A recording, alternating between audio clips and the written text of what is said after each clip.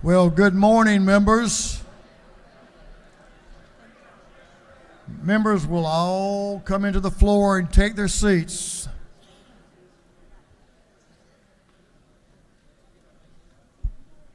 We have a lot to accomplish today.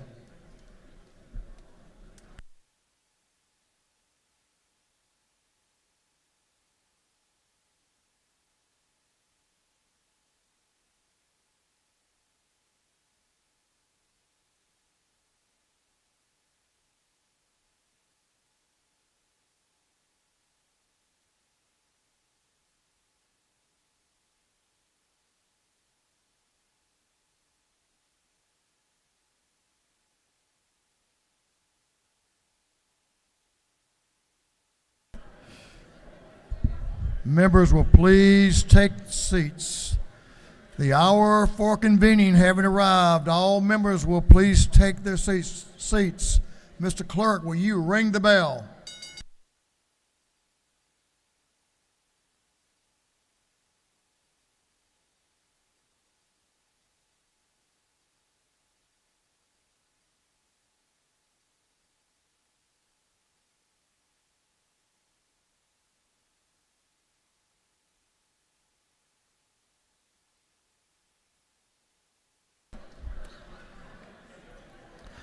We're going to have the morning roll call. All members present will vote green to signify their presence in the chamber, and the clerk will unlock the machines.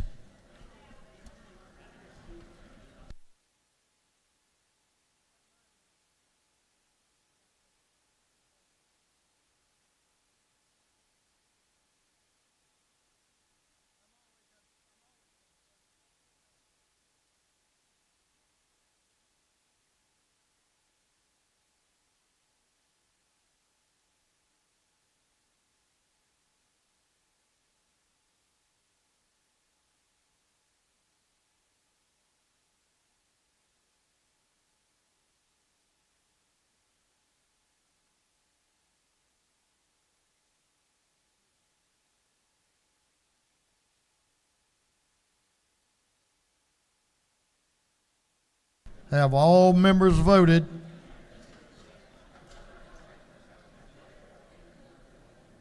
All members voted. If so, Mr. Clerk, will you lock the machine? Members, while I have all of you in attendance, was that 100%? I don't think so, but it was pretty close. While we're all here in attendance, I want us to welcome a former member, good member of the House, Mike Walensky, Representative Mike Walensky to my left, your right. Mike, good to have you.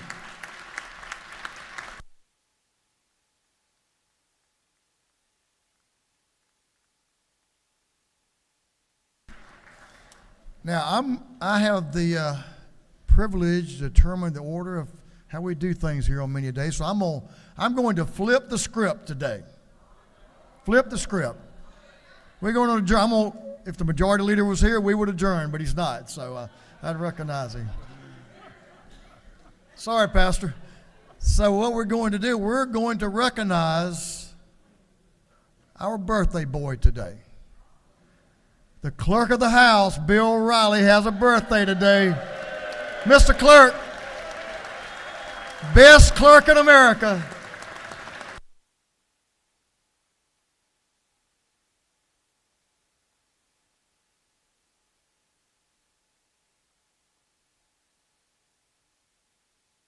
We'll start working on a national holiday for today, I think. Doorkeepers, I think it's time that we close the doors and keep them closed. As is our custom, we will begin our day with scripture reading and prayer by our chaplain, after which we will pledge allegiance to the flag of our country. Today, our chaplain this morning will be introduced by the gentleman from the 10th House District, Representative Victor Anderson. Representative Anderson.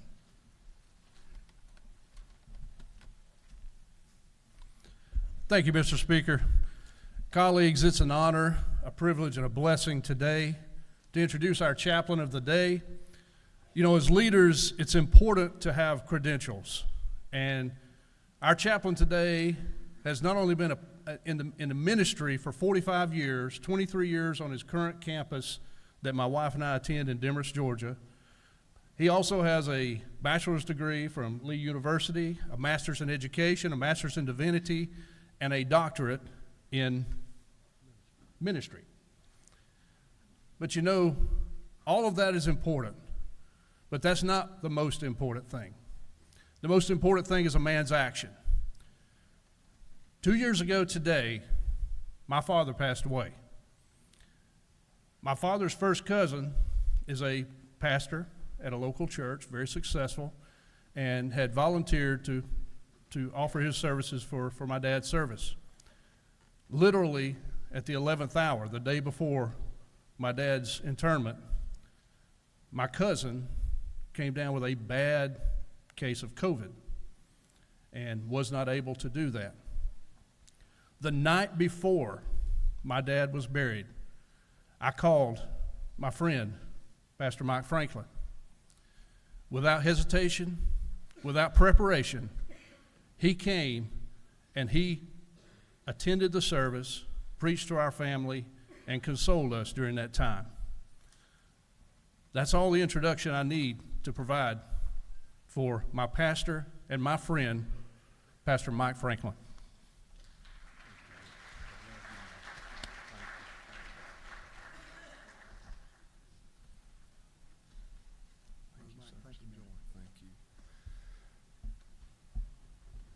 Well, I'm privileged and honored today to have the opportunity to speak to you. I can tell you of Representative Anderson, I know him extremely well. He's not only my representative, but he's a good man, a great family, does a great job, a huge blessing for our community. And I know I shouldn't say it here, but Vic, I love you, man. I thank God for you. But Representative Anderson's a tremendous man of God. And more than just being his pastor, we are friends. And I know him and know him well. So also, Lauren, it's good to see you, my friend. I appreciate you, brother. Thankful for you. Now, he's a knucklehead. Don't forget that.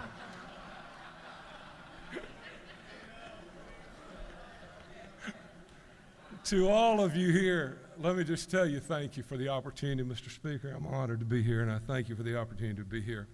Now, let me turn my attention to why I'm here, because I'm going to stay within my bounds of time.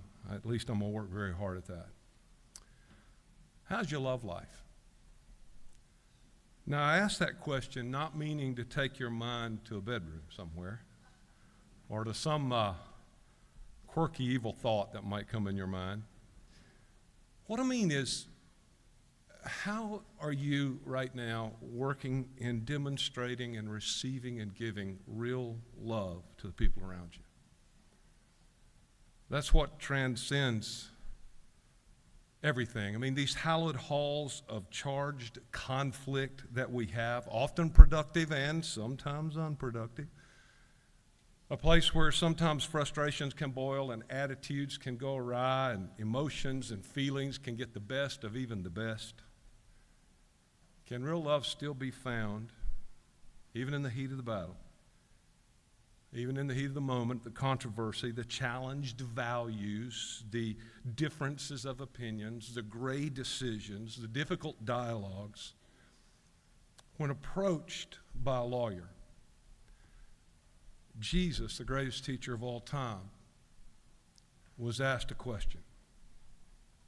What's the greatest commandment? He responded in the imperative. He gave a direct command. You must love. It's in the imperative tense in the original language, and it's very direct, ardent, strong. You must. Love God, love your neighbor, and love yourself. So how are we doing with that? I mean, you know it well, Matthew 22:37 and following. This is the first command of all. You must love the Lord your God with all your heart, mind, soul, and strength. You must, second's likened to it, you must love your neighbor as yourself. I mean, we understand the greatest command of all. What I want you to notice today is that as he responded, he revealed the true nature, the true behavior of love.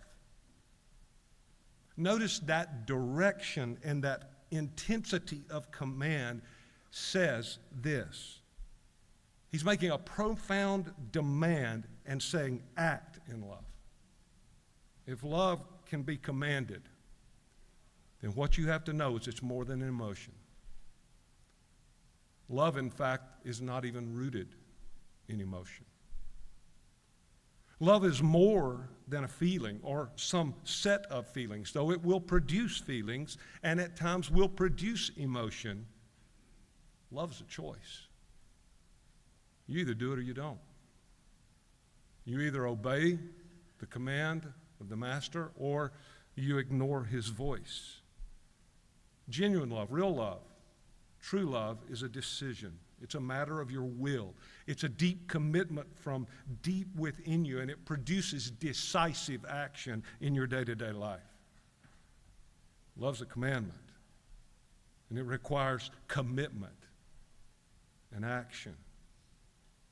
I know feelings and emotions are important. Don't ever forget that. But true love functions regardless of how you feel. True love functions as an action based on a deep commitment. And I'm going to tell you, oftentimes it's hard to do. Oftentimes it's challenging when someone has confronted you at your core. When someone has, in some senses, faced you down in maybe an emasculating way, some way that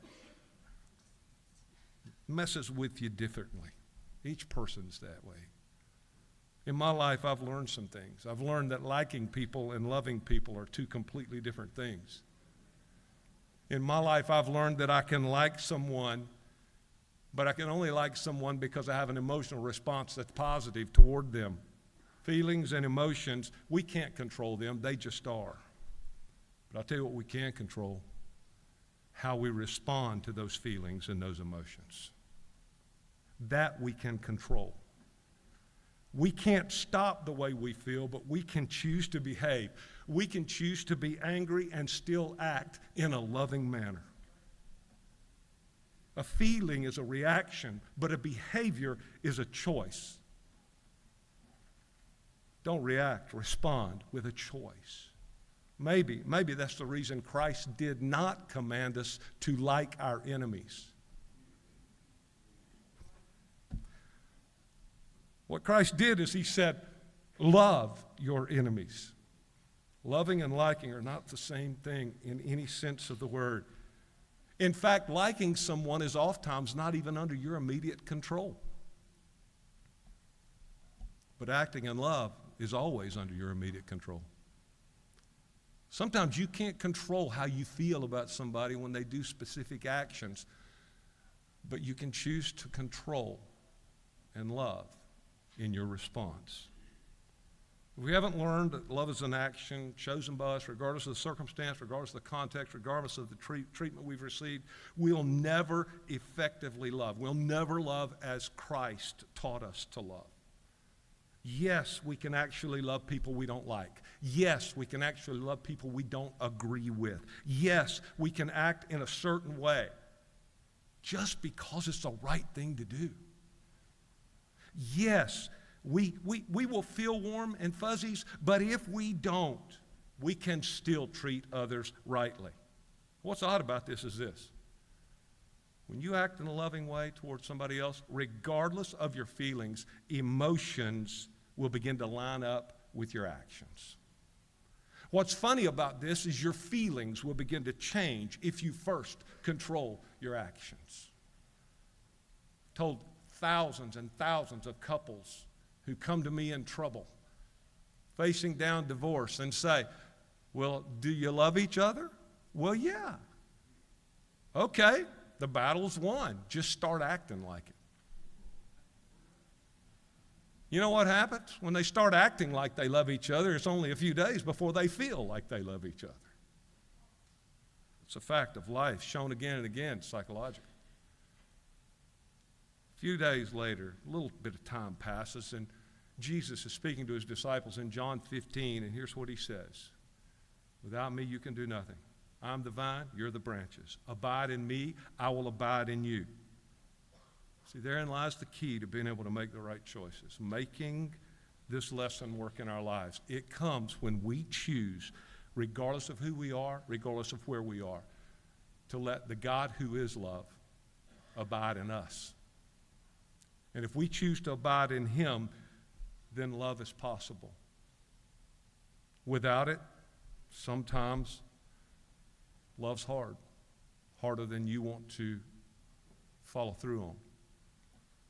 But when he's with you and in you and part of your psyche, then what happens is our flesh, which often overwhelms us with self-focus, our feelings which get frayed, they're laid at the feet of Jesus. And the person inside us, the God, the incarnate God who revealed love to humanity, that God, it stops us from lashing. He stops us from lashing out without warning. If we abide in him, he's in us, and he's love, and you have everything you need to love everybody around you, no matter what's going on. Nothing else will produce this kind of love. The kind that's unconditional, that's always forgiving, that keeps no record of wrongs, that is not proud, that is not puffed up, that is not easily angered. That kind of love, it comes from something abiding in us. So today I'd challenge you, allow him to abide in you. Allow him to forgive you, forgive me, redeem you and me. That means buy you back to the purpose for which he designed you. Allow him to be the Savior of your life, and then crown him as the Lord of your life and walk with him daily. Then you can abide in him, he'll abide in you, and then you can act in love. And I'm going to say one more thing, and I'm going to pray. The wisdom you need today, the integrity you'll have to display today, the love that needs to be on display in your life today, it's immense. Some of the battles over budget, there's some issues you'll deal with. Man, all these struggles that y'all fight with, you need wisdom and integrity and love. Difficult dialogues will take place. Difficult decisions will fill your day. And what I pray for you today is that God would grant you the grace to open your heart and say, I'm going to choose to love no matter what, and I'm going to ask God for wisdom to guide me so I can accomplish the task. So I ask you again, how's your love life? Father, I bow before you right now in the name of Jesus. And God, as these representatives stand before you and ask you for guidance, as they come into your presence and ask you to touch them with grace, God, may they be infused with a love that allows them to love themselves and forgive themselves, that allows them to love others and forgive others, that allows them to love you with all their heart and to make their mind, soul, and spirit yield to your voice internally. Abide with each one of us today. God, all the personnel in this place need your touch. And may we commit to love like we have never loved before. May your grace guide us. May your grace guard us. May you give wisdom to these representatives. May you give integrity to their words, their actions, their thoughts, their deeds. And may you fill this chamber with love. These are amazingly talented, blessed leaders whom you have placed in this house for such a time as this. Help them to rise to the occasion and to do what you have ordained them to do. In Jesus' name, amen. Would you face the flag, please? Salute. I pledge allegiance to the flag of the United States of America and to the republic for which it stands, one nation, under God, indivisible, with liberty and justice for all. Thank you so much. Thank you. Awesome. Thank you, sir. Thank you, sir. I appreciate that. Thank you, Brother Mike. We appreciate that. Doorkeepers, you may unlock the doors. Members, you can join Brother Mike in the South Anteroom for a photo and to tell him how much you appreciate him being here and bringing us that message of love. Dr. Pastor, that was timely. Great message. Thank you for being here.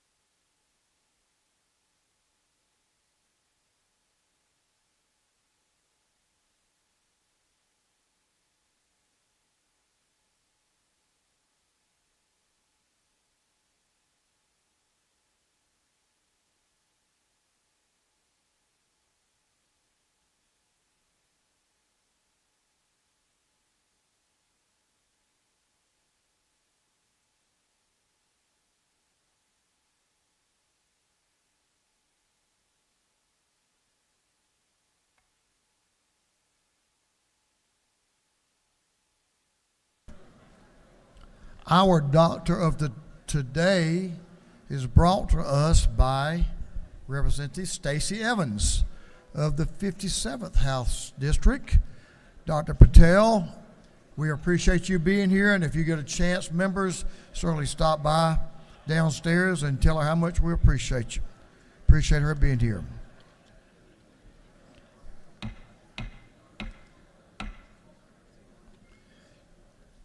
Chairman Tarvin, the chair of the Committee on Information and Audits, is recognized. Mr. Speaker, your Committee on Information and Audits has read the journal from the previous legislative day and found it to be correct. On another note, if you can't fly, then run. If you can't run, then walk. If you can't walk, then crawl. But whatever you do, you must keep moving forward. No truer words were ever spoken, Mr. Chairman. I think you got it again today. Chairman Tarvin, the chair of the Committee on Information and Audits, reports that the journal of the previous legislative day has been read and found to be correct. Is there any objection to dispense with the reading of the journal? Chair hears none. The reading of the journal is dispensed with. Is there any objection to the confirmation of the journal? Chair hears none, and the journal is confirmed. Mr. Clerk, will you read the resolution establishing the order of business for the day? Mr. Clerk. Representative Administration of the 104th moves following be established as the order of business during the first part of the period. Unanimous consents. Introduction of bills and resolutions. First reading and reference of House bills and resolutions.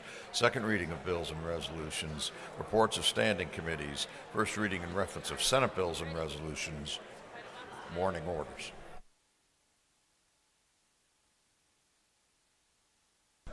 Is there an objection to the adoption of the resolution establishing the order of business for the day?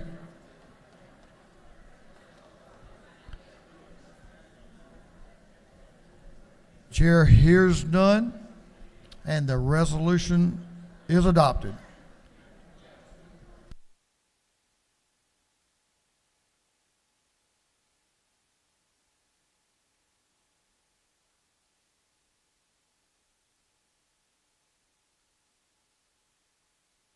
First reading of bills and resolutions, the clerk will read.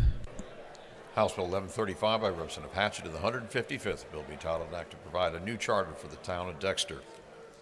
Intergovernmental coordination. House Bill 1136 by Representative Maynard of the 56th, Gullett of the 19th, Leverett of the 123rd, Persinger of the 119th, Cameron of the 1st, and others. Bill be titled an act to amend Article 7 of Chapter 5 of Title 16 of the Official Code of Georgia annotated relating to stalking. Judiciary non-civil. House Bill 1137 by Representative Kendrick of the 95th, a bill being titled Act to amend Code Section 17754 of the Official Code of Georgia annotated relating to form of indictment by grand jury. Judiciary non-civil. House Bill 1138 by Representative Kendrick of the 95th, a bill being titled Act to amend Code Section 1014 of the Official Code of Georgia annotated relating to fund administrator investments. Economic development and tourism. House Bill 1139 by Representative Gilliard of the 162nd, Oliver of the 82nd, Miller of the 62nd, Bell of the 75th. Bill be titled Act to amend Chapter 2 of Title 20 of the Official Code of Georgia annotated relating to elementary and secondary education.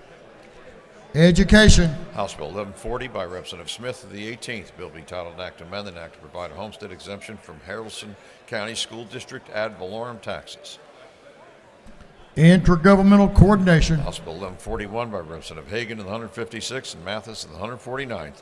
Bill be titled an act to provide a homestead exemption from Telfair County School District ad valorem taxes. Intergovernmental coordination. House Bill 1142 by Representative Martin of the 49th, Gullett of the 19th, Jones of the 25th, Hilton of the 48th, Moptahana of the 17th, and others. Bill be titled an act to amend Chapter 1 of Title 43 of the Official Code of Georgia annotated relating to general provisions of professions and businesses. Regulated industries. House Bill 1143 by Representative Hagan of the 156th and Mathis of the 149th. Bill be titled an act to provide a homestead exemption from Telfair County ad valorem taxes. Intergovernmental coordination. House Bill 1144 by Representative Martin of the 49th, Gullett of the 19th, Jones of the 25th, Hilton of the 8th, 48th, Moptahana of the 17th, and others. Bill be titled an act to amend Chapter 1 of Title 43 of the Official Code of Georgia annotated relating to general provisions of professions and businesses. Regulated industries. House Bill 1145 by Representative Scoggins of the 14th and Gamble of the 15th. Bill be titled an act to amend an act to provide a homestead exemption from certain Bartow County School District ad valorem taxes. Intergovernmental coordination. House Bill 1146 by Representative Stevens of the 164th, Hitchens of the 161st, and Petrie of the 166th. Bill be titled an act to amend Part 2 of Article 3 of Chapter 5 of Title 12 of the Official Code of Georgia annotated relating to groundwater use. Natural resources and environment. Mr. Clerk, would you hold it just one? Members, if you could hold it down to a low roar. I'm having trouble hearing the clerk, and I'm standing right here beside him.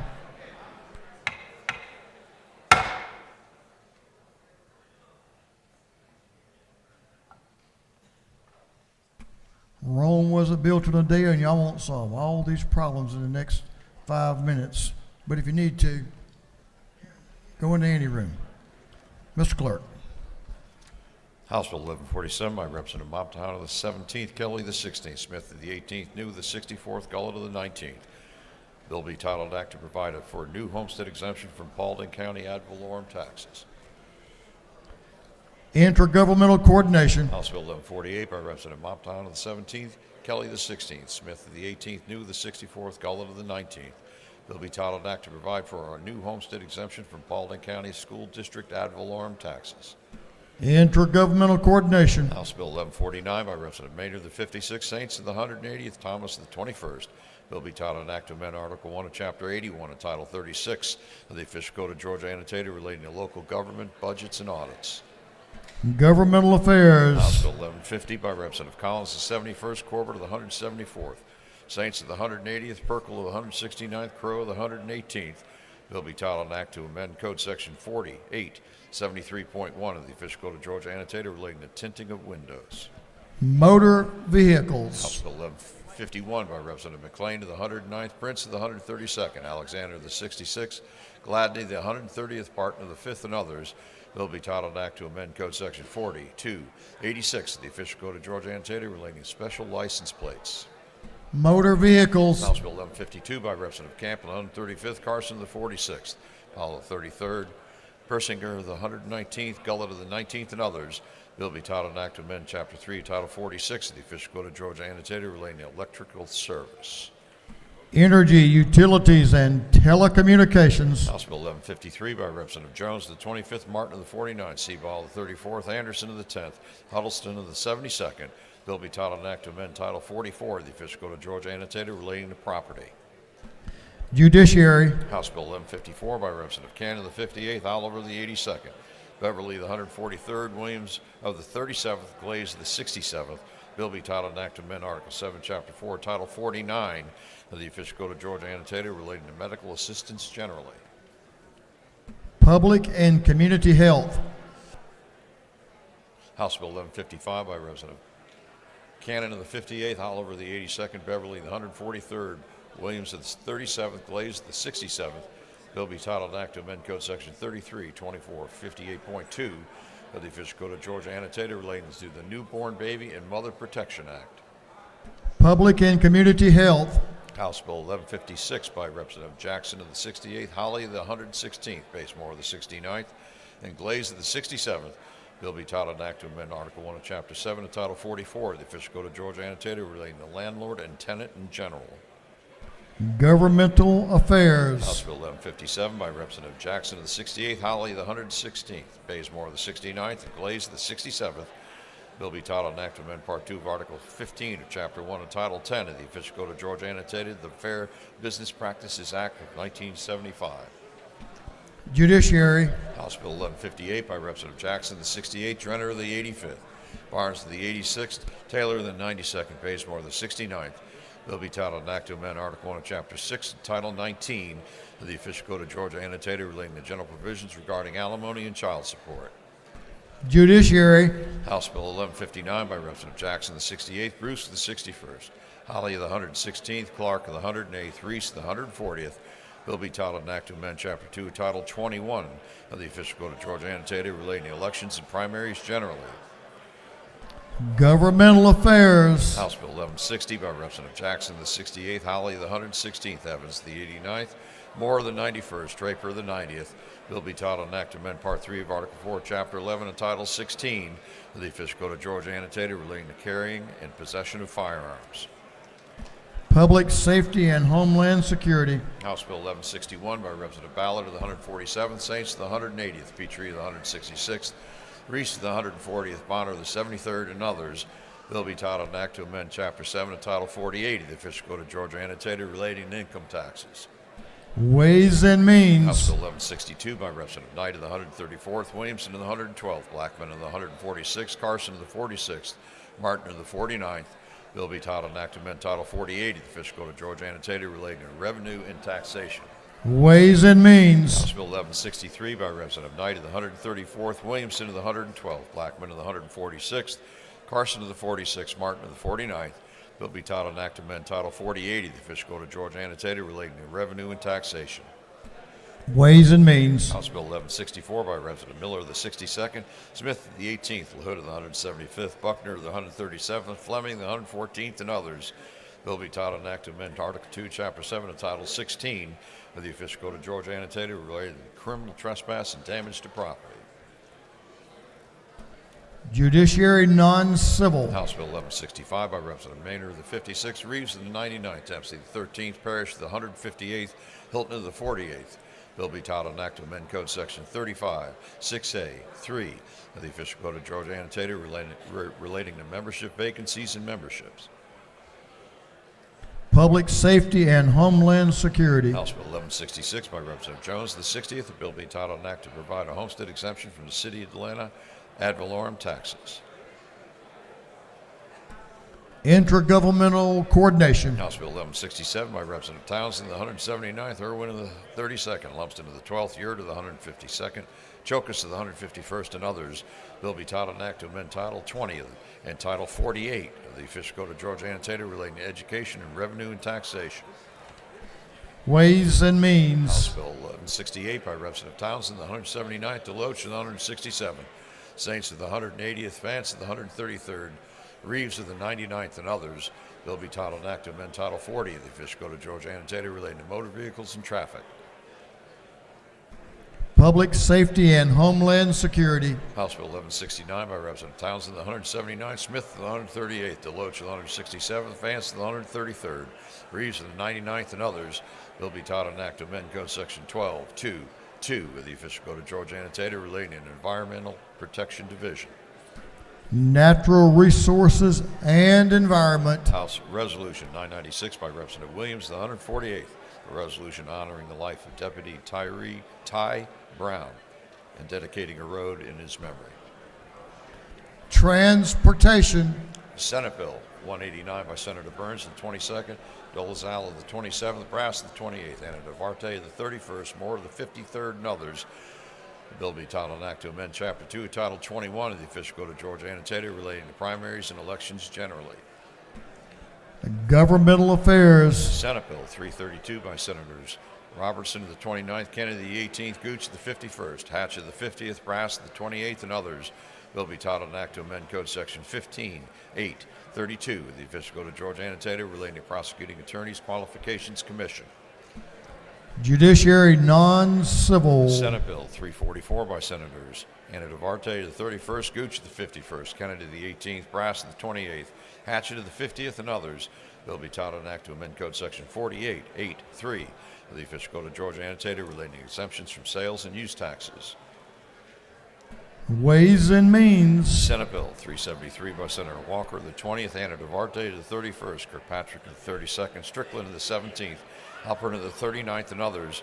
Bill be titled an act to amend Code Section 43.10a.13 of the Official Code of Georgia Annotated relating to requirements for licensure in marriage and family therapy. Regulated Industries. Senate Bill 405 by Senators Dixon of the 45th, Gooch of the 51st, Hickman of the 4th, Kennedy of the 18th, Still of the 48th, and others. Bill be titled an act to amend Article 31C of Chapter 2 of Title 20 of the Official Code of Georgia Annotated, the Completion Special Schools Act.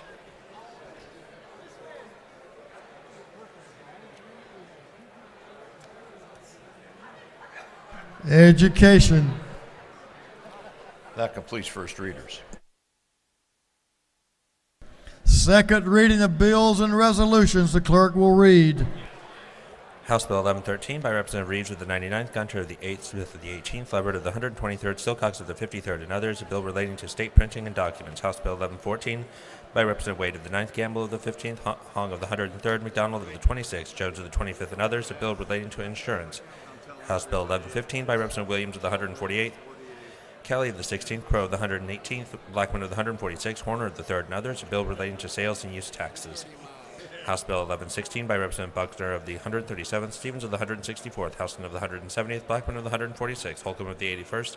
A bill relating to imposition rate computations, exemptions, and credits relative to income taxes. House Bill 1117 by Representative Hitchens of the 161st, Lumsden of the 12th, Collins of the 71st, Vance of the 133rd, Neal of the 79th.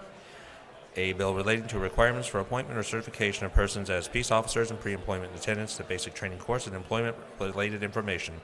House Bill 1118 by Representative Draper of the 90th, Gilliard of the 162nd, Beverly of the 143rd, Miller of the 62nd, Powell of the 33rd. A bill relating to elections and primaries. House Bill 1119 by Representative Carson of the 46th and Hilton of the 48th. The bill relating to general provisions relative to motor vehicle equipment and inspection. House Bill 1120 by Representative Taylor of the 173rd, Earhart of the 36th, Mathiak of the 74th, Smith of the 70th, Thomas of the 21st, and others. A bill relating to ascertainment of taxable property assessments against unreturned personal property, penalty for unreturned property, changing real property values established by appeal, prior year, or stipulated by agreement. House Bill 1121 by Representative Ballard of the 147th, Washburn of the 144th, Powell of the 33rd, New of the 64th, Sains of the 180th. A bill relating to general provisions applicable to counties and municipal corporations. House Bill 1122 by Representative Hilton of the 48th, Jones of the 47th, Dominic of the 29th, Ballard of the 147th, Adina of the 110th, and others. A bill relating to secondary and elementary education. House Bill 1123 by Representative Barrett of the 24th, Cooper of the 45th, Silcox of the 53rd, Oliver of the 82nd. A bill relating to protection of disabled adults and elder persons. House Bill 1124 by Representative Martin of the 49th, Hilton of the 48th, Jones of the 47th, Silcox of the 53rd, and Gaines of the 120th. A bill relating to needs-based financial aid programs. House Bill 1125 by Representative Cooper of the 45th, Carpenter of the 4th, Daniel of the 117th, Hilton of the 48th, Smith of the 18th. A bill relating to labor and industrial relations. House Bill 1126 by Representative Perkle of the 169th, Jaspers of the 11th, Gullett of the 19th, Dickey of the 145th, Collins of the 71st. A bill relating to speed detection devices. House Bill 1127 by Representative Perkle of the 169th, Corbett of the 174th, Rhodes of the 124th, and Lott of the 131st. A bill relating to agriculture. House Bill 1128 by Representative Lott of the 131st, Hagan of the 156th, New of the 64th, Houston of the 170th, Ballard of the 147th, and others. A bill relating to general provisions. House Bill 1129 by Representative Holcomb of the 81st and Werkheiser of the 157th, a bill relating to responsibility relative to defenses to criminal prosecutions. House Bill 1130 by Representative Holcomb of the 81st and Werkheiser of the 157th, a bill relating to responsibility relative to crimes and offenses. House Bill 1131 by Representative Townsend of the 179th, Ballard of the 147th, Sains of the 180th, Glaze of the 67th, Vance of the 133rd, and others, a bill relating to health of students in elementary and secondary education. House Bill 1132 by Representative Maynor of the 56th, Jackson of the 128th, Lim of the 98th, a bill relating to building and housing, commerce and trade, insurance, and labor and industrial relations. House Bill 1133 by Representative Maynor of the 56th and Lim of the 98th, a bill relating to staff development under the Quality Basic Education Act. House Bill 1134 by Representative Stevens of the 164th, Sains of the 180th, Buckner of the 137th, a bill relating to imposition rate computation, exemptions, and credits relative to income taxes. House Resolution 979 by Representative Draper of the 90th, Bitchell of the 88th, Drenner of the 85th, Crawford of the 84th, and Bennett of the 94th, a resolution recognizing Reverend Dr. William E. Flippen Sr. and dedicating a bridge in his honor. Senate Bill 333 by Senator Dixon of the 45th and Still of the 48th, a bill to incorporate the city of Mulberry. Senate Bill 377 by Senator Hillary of the 19th, Kirkpatrick of the 32nd, Burns of the 23rd, Payne of the 54th, Strickland of the 17th, and others, a bill related to courts and social services. Senate Bill 386 by Senator Dixon of the 45th, Hatchett of the 50th, Butler of the 55th, Beach of the 21st, Mallow of the 2nd, and others, a bill relating to state government, through second readers.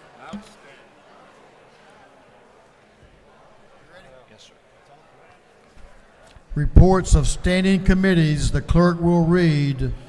Representative Jordan Ridley of the 22nd, Secretary of the Committee on Energy, Utilities, and Telecommunications, submitted the following report. Mr. Speaker, your Committee on Energy, Utilities, and Telecommunications has had under its consideration following bill of the House, instruct the committee report back the same to the House with the following recommendations. House Bill 300, due pass by committee substitute, respectfully submitted, Representative Jordan Ridley of the 22nd, Secretary.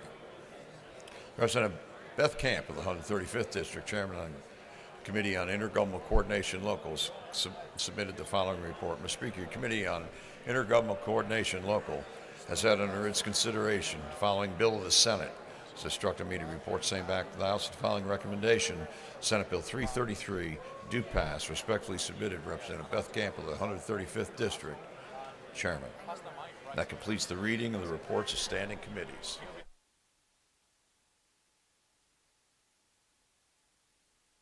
Thank you, Mr. Clerk. Members, if you will take your seats, we'll move on to morning orders. We have some Georgians in the gallery we need to recognize. Here's what I'm going to ask you to do. If you have a morning order that I'm going to try to pick the ones out that may be some folks in the gallery to recognize. If you have a morning order that can move into afternoon orders, that would be awesome, because you're going to have 1 minute max to let us hear about your morning order. So we'll begin our morning order with Representative Dr. Al and Representative Chairman Dr. Newton and Chair Lady Silcox for a morning order. Good morning, everyone. Today we're honored to welcome members of the Medical Association of Georgia for Doctors' Day at the Capitol. If you're looking, The lady will suspend just for a minute. If you're looking to have a medical emergency, today is the day to do it. Thank you all for all that you do for our patients, and thank you for your advocacy. You really make a difference in the lives of our patients. Thank you all.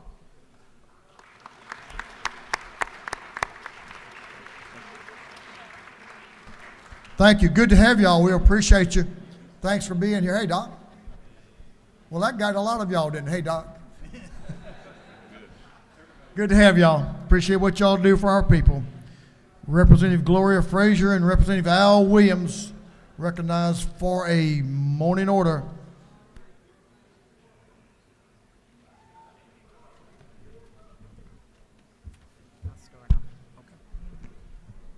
Thank you, Mr.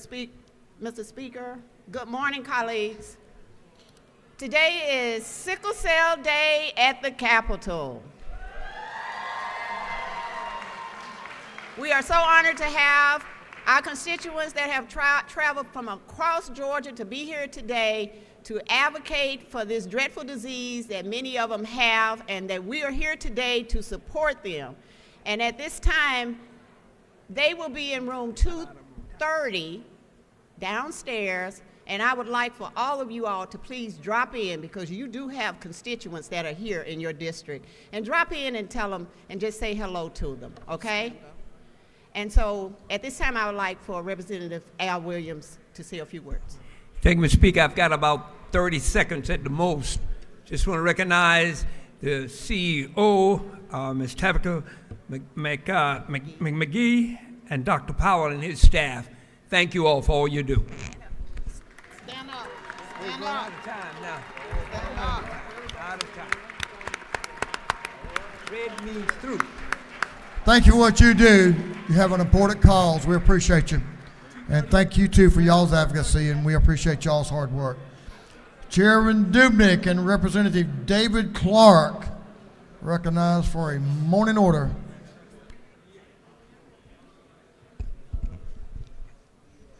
Colleagues, if you will, this week is National School Counselors Week, and we are very blessed to have dozens and dozens of school counselors from around the state who are here to join us today.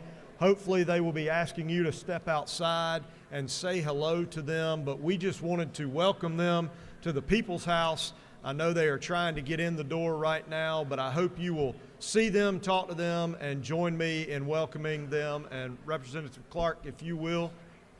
Say a word. Yeah, just want to say to the school counselors, thank you all for what y'all do for our children.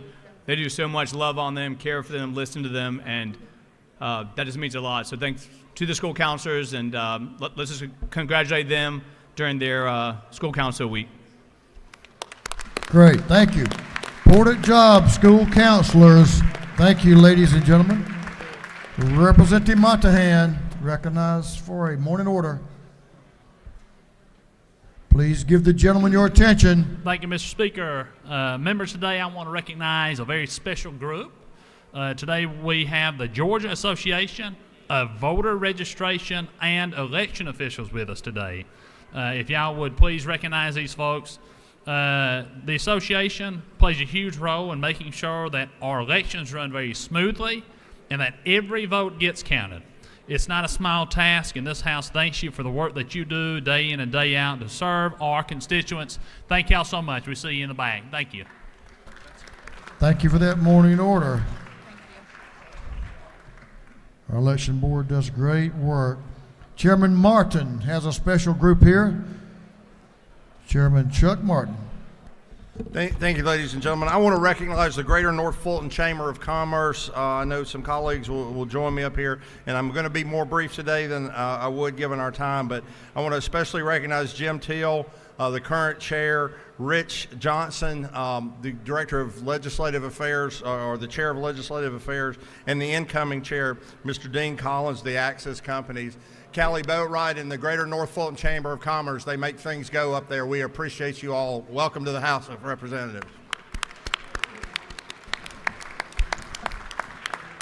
It was good to see y'all earlier this morning. Y'all have a great group here. Appreciate what y'all do. Thanks for giving your time. Chairman Jaspers recognized for a morning order. Thank you, Mr. Speaker. I don't see my folks up in the gallery at the moment. We've had a lot of people here to see us today, but Chairman Ballinger and I have the honor to recognize a couple of special families and an organization that's changed their lives. Today we recognize this day as Congenital Heart Defect Awareness Day. And what that is someone's born with a defect in their heart muscle. And you can imagine how tragic and stressful and that is in their lives, and really life-threatening for sure. Children's Healthcare of Atlanta, or CHOA as we call it here, is a leader in repairing these hearts. And we have two families here that their children might not be here if it weren't for them. The one from my county had his first heart surgery at 5 days old.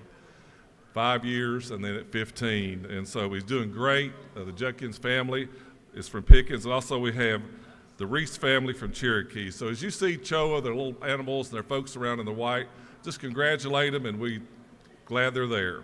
Thank you, Mr. Speaker. Thank you, Mr. Chairman. That's an impressive group. Great work they do up at Chora. Let's see. Oh, buddy, we got a distinguished group coming now. Chairman Butch Parrish, Chair Lady Dempsey, let's see, Representative Hagan. Let's see, is that all of you? Yeah, that's awesome. Good group. Chairman Parrish, you know how to bring good friends with you. Let's hear from you. Thank you, Mr. Speaker. Ladies and gentlemen of the House, I want to thank you all for passing a resolution earlier in this year recognizing February the 7th as Children's Advocate Centers of Georgia Day here in Georgia.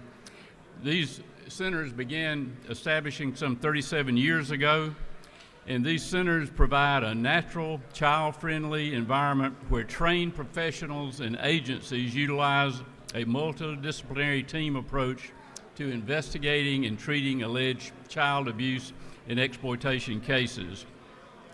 The advocacy centers are statewide. There's some 48 centers across the state. Some of them are here with us today, and I would ask you to help me recognize them. We have some in the gallery and some who are trying to be here. They're trying to come in. Would you join me in thanking them for what they do in our state and recognizing them on this special day? Thank you all.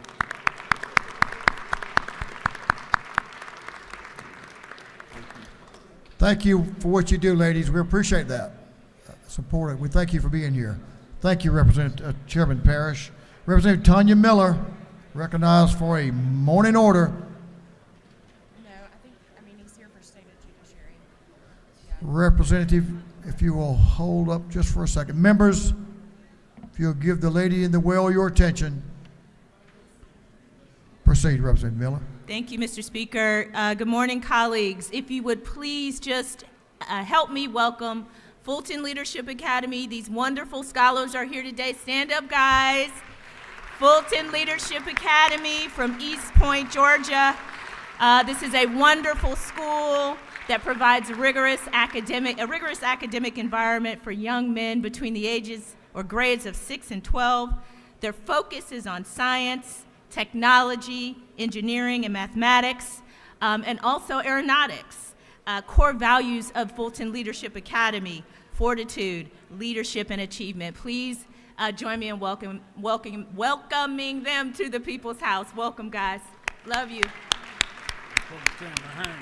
They're fine. You can always step. Thank you, Mr. Good to have y'all. We appreciate you taking time to come. Good luck. Good looking group. I like your jackets. You look sharp. That concludes morning orders. Here is our posture. They couldn't find any matches to light the lamps over in the Senate this morning, so they're a little bit behind us. But they'll catch up, don't worry. They can see now. The sun's up a little bit higher. They opened the curtains. So we're going to stand at ease for a few minutes. Don't leave. Hang around. We're going to hear from our judiciary. So this House will stand at ease until the Senate concludes their work and gets ready to join us. House will stand at ease.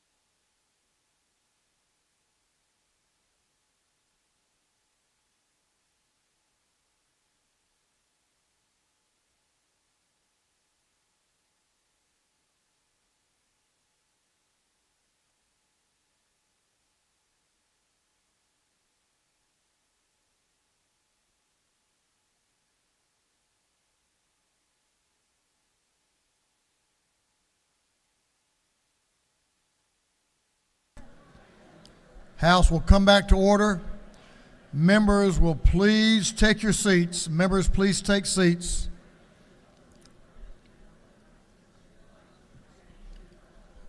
We need to clear the center aisle, please. Please, members in the center aisle.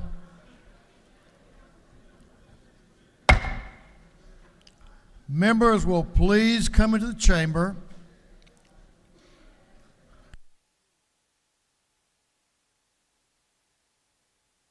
Members will please come to the chamber, take your seats.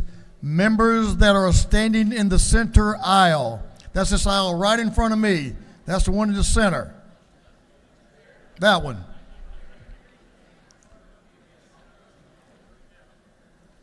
No one here likes to be in the center. They like to be on the, I won't go there. So if members will clear the center aisle. Mr. Doorkeeper. Mr. Speaker, the President Pro Tem, and the members of the Senate await entrance to the House chambers. Allow the President Pro Tem, and the members of the Senate to enter the House chamber, and will the messenger please escort them to their designated seats. Thank you.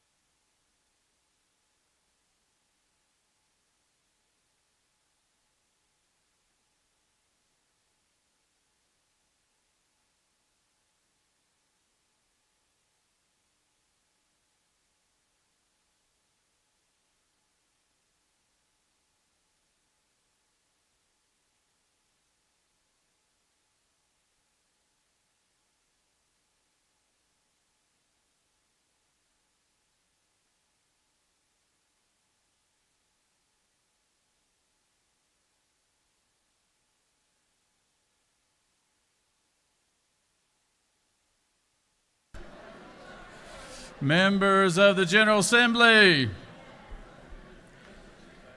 this joint session will come to order. All members, please take your seat.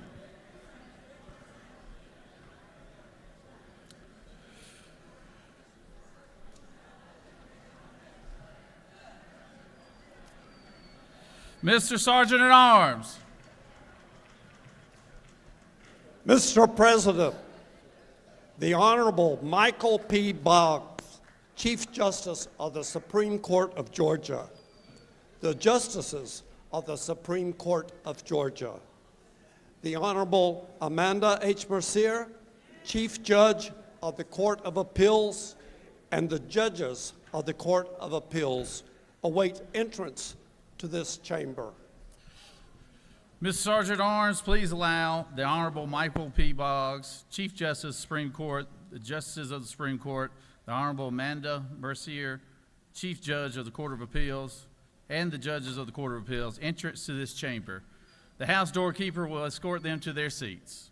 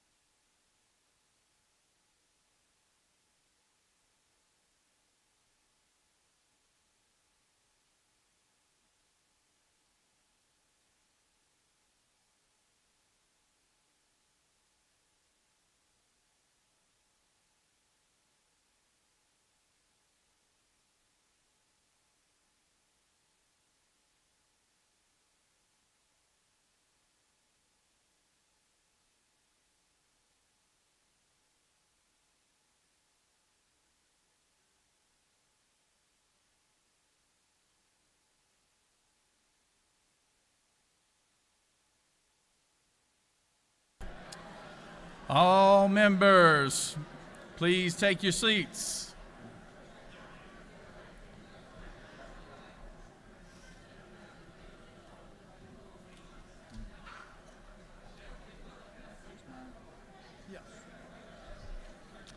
The clerk will read a resolution. House Resolution 805 by Representative Estration of the 104th. A resolution calling a joint session of the House of Representatives and of the Senate for the purposes of hearing a message from the Chief Justice of the Supreme Court, inviting each other justice of the Supreme Court and each judge of the Court of Appeals to be present at the joint session. I would like to take this time to recognize some very special people here today before we get started. It's always a pleasure to be in this house, and it's always a pleasure to be beside the Speaker of this house, Mr. John Burns.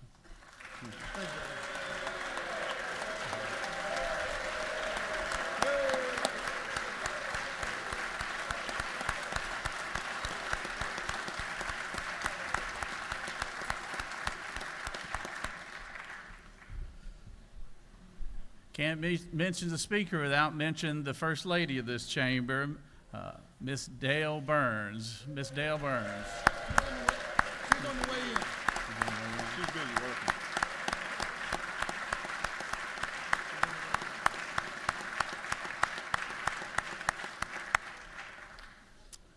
Also like to recognize the President Pro Tem of the Senate, Mr. John Kennedy.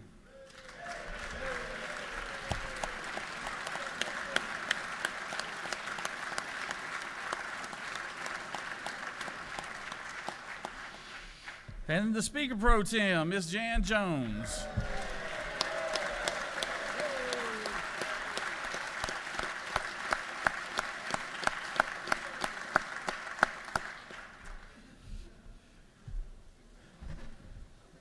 I'd like to recognize, if they could all stand at once, our constitutional officers. Our constitutional officers, please rise and be recognized.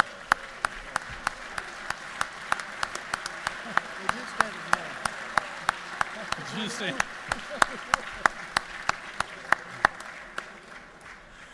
Y'all stood at once, didn't you? How about our members of our judicial branch? How about they stand and be recognized? The judicial branch.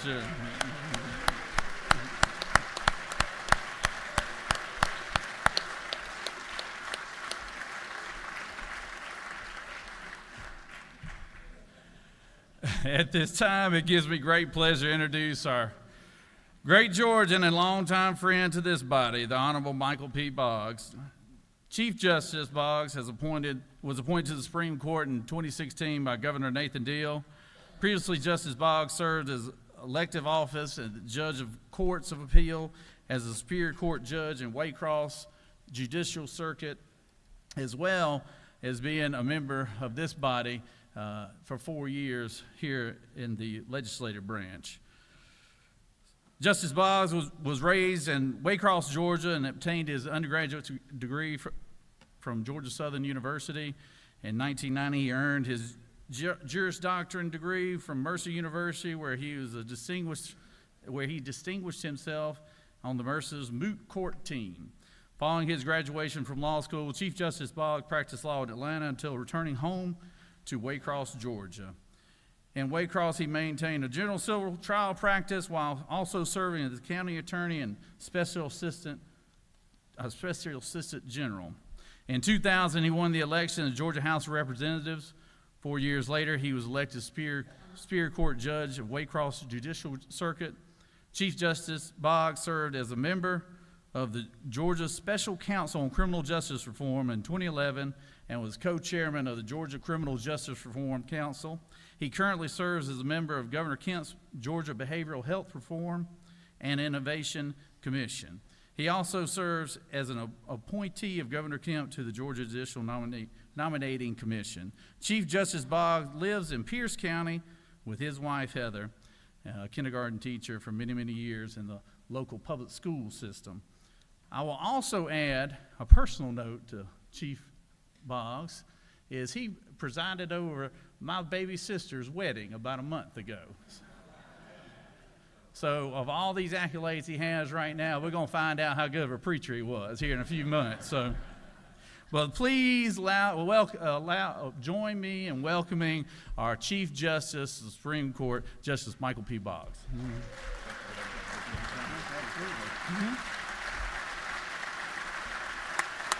Thank you. Thank you. Thank you.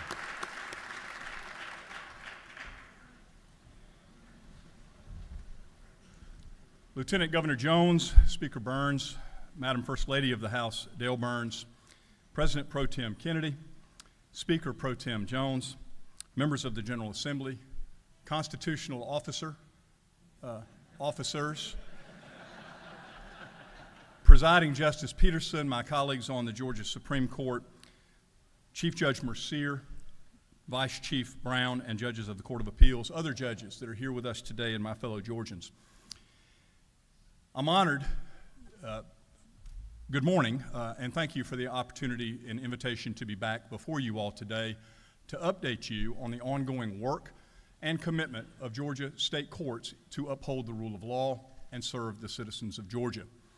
I'd like to begin by acknowledging all of the hardworking folks who keep our state courts operating during these enormous challenges that we face. Please know that while Georgia's court system is one of the busiest and most efficient in the nation, our judicial system, and in particular our trial courts, do not operate in a vacuum. Efforts of our judges to improve the administration of justice and uphold the rule of law would be meaningless without all of our valuable judicial system partners. These include civil lawyers and prosecutors, defense attorneys, victims advocates, court administrators, court clerks, administrative assistants, court reporters, court interpreters, bailiffs, deputies, IT staff, and even our janitorial staff. Consider, if you will, that these professionals are all spokes on the wheels of justice. If any one of them is missing in any case, the wheels simply won't turn. Indeed, without each of them, our courts would not be able to function, and our courts would be unable, therefore, to meet their constitutional duties. They are truly the foundation of the judicial branch of government, and because many of these people largely work behind the scenes, they probably do not hear our thanks often enough. So, to all of these judicial system professionals who make our judicial system work, thank you on behalf of all of the judges of this state.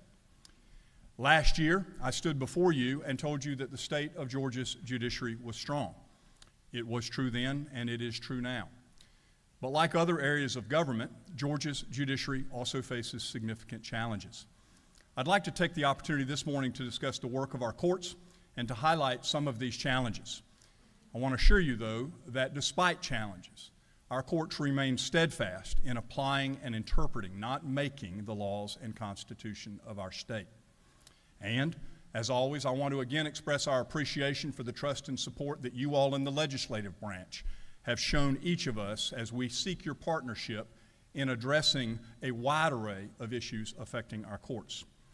I begin by expressing the gratitude of the entire judiciary for the financial assistance that Governor Brian Kemp granted our judicial system at the height of the COVID pandemic, at a time when trial courts quickly had to pivot, adapt, and innovate to meet the unique obstacles created by unprecedented times.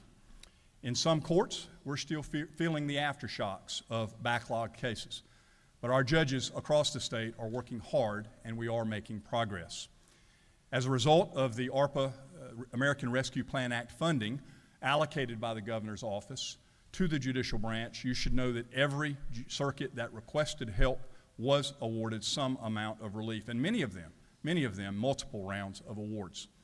To date, that's 46 of Georgia's 50 judicial circuits represented by nearly every legislator in this room. Grants to those circuits have allowed them to hire temporary personnel, update courtroom technology, rent larger venues, and procure additional resources to help them move their case backlogs. And a recent study objectively validates the use of these funds and demonstrates that the funds are indeed working. We're proud to report that the number of pending serious violent felony cases continues to decrease statewide, while overall jury trials have continued to increase. This progress has not been easy. In 2021, at the height of the pandemic, circuits reported an average increase of 24% in their pending serious violent felony cases. Some circuits reported even more than 100% increase in those cases. Fortunately, managing cases has been greatly assisted by the ARPA grants. Since the initial awards were made, judicial circuits across Georgia are now reporting an average 11% decrease in pending serious violent felony caseloads. This is significant progress, particularly given the growth of our other ongoing and interwoven challenges affecting our judges' efforts to move dockets. I'd like to offer you just two examples of how our courts are using ARPA funds in moving cases. The Chattahoochee Judicial Circuit in Columbus made very creative use of its grant money to come to a temporary solution. They outfitted the Columbus Ice Rink and Columbus Civic Center as jury selection and trial venues. Also during that time, their then Chief Judge, Gil McBride, said that more than a dozen new employees, including 3 assistant DAs, 2 Superior Court clerks, part-time and full-time deputies, and 1 part-time and 4 full-time assistant magistrates were added to the circuit to handle specialized court objectives. As a result, within the first 8 months of 2022, that circuit held more jury trials than in its pre-pandemic capacity. And speaking of Columbus, and on a personal note, all of Georgia's judges join in expressing our condolences on the passing of Chairman Richard Smith, a great friend and a great American. On another note, and as another example, in the Stone Mountain Judicial Circuit in DeKalb County, pending serious violent felony cases increased by 2,220 cases between 2019 and 2021. Since the implementation of its very first grant award, that circuit, though, has significantly reduced this felony caseload. They, too, have increased jury trials, holding 77 jury trials in 2022. Chief Judge Letitia Deere Jackson reports to the ARPA committee that her circuit effectively established a separate division within its Superior Court to handle backlog cases. They had weekly trials and pleas clearing the most serious of those cases. However, she also reports that the circuit continues to struggle with attracting certified court reporters and interpreters to return to courthouse proceedings after becoming comfortable with working from home for several months. Despite the enormous progress that courts are making in moving cases with the assistance of ARPA grants, our judicial system simply cannot fulfill its obligation to deliver justice without a full array of professionals beyond those available by the resources offered through the ARPA grants. Across our state, there are deficits in the numbers of court reporters, prosecutors, public defenders, court staff, and even sheriff's deputies. Just as it is critical to have enough doctors, nurses, and teachers to adequately deliver health care and education services to our citizens, so too must Georgia have enough law enforcement and public safety officers, lawyers, and court staff professionals to effectively and efficiently keep the wheels of justice turning. You will recall that during his State of the State address just last month, Governor Kemp noted workforce development challenges in state government as a really serious issue in Georgia. I truly appreciate the governor's focus on this critical issue, as these challenges also significantly affect the judicial branch. You will recall the governor saying that it is no secret that most state government jobs pay less than private sector opportunities in the same line of work. He went on to say that, but many of our employees do it because they feel a sense of public service. They want our state to succeed. This devotion to public service is certainly true with our state judicial branch employees, who are committed to the important work of the judicial branch. However, even within the Supreme Court, we have experienced significant staff turnover at a rate of over 57% since 2019. We're seeing experienced staff attorneys leaving for more lucrative positions in private practice or moving to other government entities. What's more, this is occurring at a time when approximately half of our court staff attorneys are set to retire over the next 5 to 10 years. The Court of Appeals is likewise not immune and has seen similar attrition, with 10 law clerks and administrative assistants leaving for better pay or retirement over the last 18 months. Of course, we don't blame them. Today's rate of pay is not as competitive as the state salaries offered by the courts in the 1980s and the 90s, and this compensation landscape adds yet another layer of difficulty to our efforts to attract and retain top-tier talent. We must reckon with the fact that this trend depletes our pool of seasoned legal professionals and necessitates time-consuming recruitment and training efforts for their replacements. Others have long recognized our state's appellate courts as among the busiest in the nation, taking in thousands of appeals and other matters and issuing hundreds of opinions each year, all within our constitutionally mandated deadline of 2 terms of court, the equivalent of about 6 to 8 months. For comparison, the U.S. Supreme Court issues only about 70 to 80 opinions a year, and I'm not aware of any other state's appellate courts that have this kind of deadline. So, filling staff vacancies in our courts is especially important to handling the workload, making sure we are performing at the highest caliber while also meeting our constitutional mandates. And the challenges related to pay parity are not limited to just law clerks and staff attorneys. It is also critical that the state compensate the state's judges sufficiently to attract good ones and keep them. A Judicial Council committee led by my colleague, Justice Charlie Bethel, and Superior Court Judge Rusty Smith from Toccoa recently completed a comprehensive compensation study regarding state-paid judges. And the recommendations of that committee, supported unanimously by the Judicial Council of Georgia, have been introduced for your consideration in House Bill 947, sponsored by Chairman Rob Leverett. We respectfully ask for your careful consideration and support of this initiative. And even beyond the challenges we have at the appellate courts to retain clerks and staff attorneys, notable other workforce challenges for the courts persist. The Prosecuting Attorneys Council of Georgia, which is tasked with training and supporting the hundreds of elected and appointed prosecutors across our state, reports that as of the start of this year, there are a total of 41 assistant DA position vacancies statewide. 8 judicial circuits out of our 50 have assistant DA vacancy rates of 25% or higher. You wouldn't be surprised to find that many of these are in our rural areas of the state. And you don't have to be a lawyer to know that judges alone cannot move criminal cases without prosecutors. Unfortunately, our trial courts' workforce challenges aren't limited to just a deficit of prosecutors. As I previously mentioned, many other judicial system professionals play important and necessary roles in trial court proceedings. Among them are court reporters. While the overall number of certified court reporters in Georgia seems to have gone up in recent years, that apparent growth lags far behind the ever-growing demand our state courts have for those legally necessary to take down every word in a court proceeding to preserve the record. In some circuits across this state, circuits are resorting to the issuance of emergency judicial permits to allow non-certified court reporters to temporarily stand in for a limited period of up to 1 year when no other certified court reporters are available. Adding to that situation, the average age of court reporters before the pandemic was 54 years old, with a full 70% of certified court reporters being over the age of 50. Today, frankly, many of them are facing retirement if they have not already decided to retire.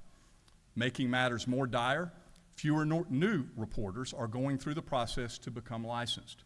This means there won't be new ranks to replace the outgoing ones. And without enough court reporters to meet the demand, trials and other proceedings will slow once again. Let me paint you a picture as a judge of what that actually means.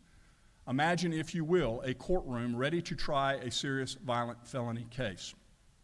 The judge is on the bench, judicial staff is present, the bailiffs are there, the defendant has been brought from jail, sheriff's deputies are providing security, an interpreter is present. Victims and victims' advocates are present. Witnesses have been subpoenaed, and jurors have been subpoenaed and have taken time off from work and are present. But there's no court reporter ready to transcribe the proceedings. So, despite the seemingly full array of judicial resources, nothing can be done without the court reporter. Indeed, one of the spokes on the wheels of justice. And because court records are also a vital component of appeals, a deficit of court reporters can also slow matters after trial from reaching finality in my court and in the Court of Appeals. These delays not only affect the party litigants, but in criminal cases, the delay also affects closure for victims of justice. And we would all agree, I hope, that justice delayed for anyone is justice denied. And to be sure, our state court judges alone have little means to manage these particular challenges, although we are exploring potential options and we hope to have some solutions for you all to consider next year. On another front of judiciary-related challenges, a recent report by the Georgia Sheriff's Association shows that there are over 1,000 unfilled full-time and part-time sheriff deputy positions statewide. While the judiciary does not have oversight of public safety and law enforcement personnel, this number does affect us deeply because deputies play a very critical role in our judicial system, not least is keeping our courthouses and courtrooms safe. What's more, on top of the security they provide, many law enforcement officers are also called upon to be witnesses in criminal proceedings. Without their vital work, it is much harder to prosecute and move cases, and our courtrooms are much less safe. In sum, all of these interrelated judicial branch challenges affect the resolution of court cases. I'd like to now turn your attention to an issue that no judge in any society ought to have to address, and that is the issue of growing threats to judges. Over the last few years, there have been several alarming attacks on judges in the U.S. that have made national news. Least you were unaware, in June of 2022, retired Wisconsin Circuit Court Judge John Romer was murdered in his home by a defendant he had sentenced to prison. In October of 2023, Maryland Circuit Court Judge Andrew Wilkinson was murdered outside his home by a litigant involved in a child custody dispute. In December, just a few months ago, a man was arrested in Nevada and charged with solicitation to murder 2 state court judges. And just a month later, a county district court judge in Nevada was tackled while on the bench by a defendant after she denied him probation. No doubt these attacks and threats are meant to intimidate and influence courts away from serving as fair and impartial arbiters of justice. Georgia judges will not be threatened or intimidated into abandoning their constitutional duties. But incidents like these are repugnant to the rule of law, and if left unchecked, they threaten the very independence of our judiciary. These attacks prompted the Conference of Chief Justices, on which I serve, and the Conference of State Court Administrators to write a letter calling on the federal government and federal lawmakers to bolster judicial safety. In that letter, they state that for our legal system to function properly, judges must be able to administer justice free from threats and violence. They need to know that court staff and family members are safe. The public needs to know that the people overseeing their cases do so professionally and objectively, unhindered by intimidation and free from reprisal. In short, for the rule of law to mean anything, the very bedrock of our society, judges, court staff, and their families and the public must be protected. On behalf of our state court judges and their staffs, I greatly appreciate your attention to this issue in Georgia. A little over a year ago, the Supreme Court created the Judicial Council Standing Committee on Judicial Security, which is led by my colleague, Justice Sean Ellen LaGrua, and Judge Brian Rickman from the Court of Appeals. And I greatly appreciate their work. In addition to the judges serving on this committee, we have many vital law enforcement leaders serving in advisory capacities, including Richard Hyde, John Heinen, Chris Wigington, and Stan Cooper. These leaders are monitoring judicial safety issues in Georgia and are actively working to identify steps to protect the safety and security of Georgia's judiciary. Importantly, the Security Committee's work and recommendations hold promise for improvements, both for judges and for you. We know that y'all are dealing with similar challenges, which have become all too real for too many of you in recent weeks. So while some of our security measures are specific to the judicial branch, many are more broadly applicable. This includes, for example, proposed legislation to require state and local governments to keep confidential the personal identifying information of judges, a proposal already passed or in the works in 31 other states, and a protection that could easily be expanded to cover other elected officials. The committee work also includes training that Director Chris Wigington and his staff at the Georgia Public Safety Training Center have developed along with representatives from all classes of courts. Later this spring, they will present that training and will also make available this training to any member of the legislature who would like to attend. We all hope that you will find these recommendations responsible and responsive to a growing threat. Changing gears a bit, I'd like to reiterate my concern that our courts continue to experience significant challenges when it comes to civil cases. Although, as you know, indigent criminal defendants receive publicly funded legal representation, low-income civil litigants are often on their own. Instead, where civil litigants can't afford a lawyer, the burden of representation falls to the litigant to represent themselves, or rely on a far too small and under-resourced patchwork of volunteers or organizations who take cases for little or no fee. The Georgia Legal Services Program, which arose in the 60s to address the dearth of lawyers in rural areas where legal help was less available, is fortunately still going strong today. But even these services face challenges, as that program currently has more than a dozen openings in places you know, places like Albany and Valdosta and Columbus and Dalton, Macon and Savannah, and even in their Piedmont Regional Office. And while there are numerous attorneys in and around Atlanta willing to step up, there's still a need for locally based lawyers in these further outlying cities and towns. Without them, it's more difficult to provide civil legal services to survivors of domestic violence, those in desperate need of housing, and other law-abiding people with critical legal needs. I bring to your attention that both the Judicial Council amended fiscal year 24 and fiscal year 25 budget request contain several proposals to help address this problem. And while we have more than 34,000 active licensed attorneys in the Peach State, please recognize that the severe deficit of lawyers we have, especially outside of the Atlanta metro area. Many of us, myself included, often chuckle at the occasional lawyer joke. But when you really need a lawyer, not having one can be deadly serious. The ugly truth is that many people in Georgia simply do not have access to a lawyer at their most critical time in their lives, either because of where they live or because they can't afford one. Last year, during my first State of the Judiciary address, I told you all that there were 7 counties in Georgia with no licensed lawyers. 0, none. Sadly, that number has not changed and remains the same.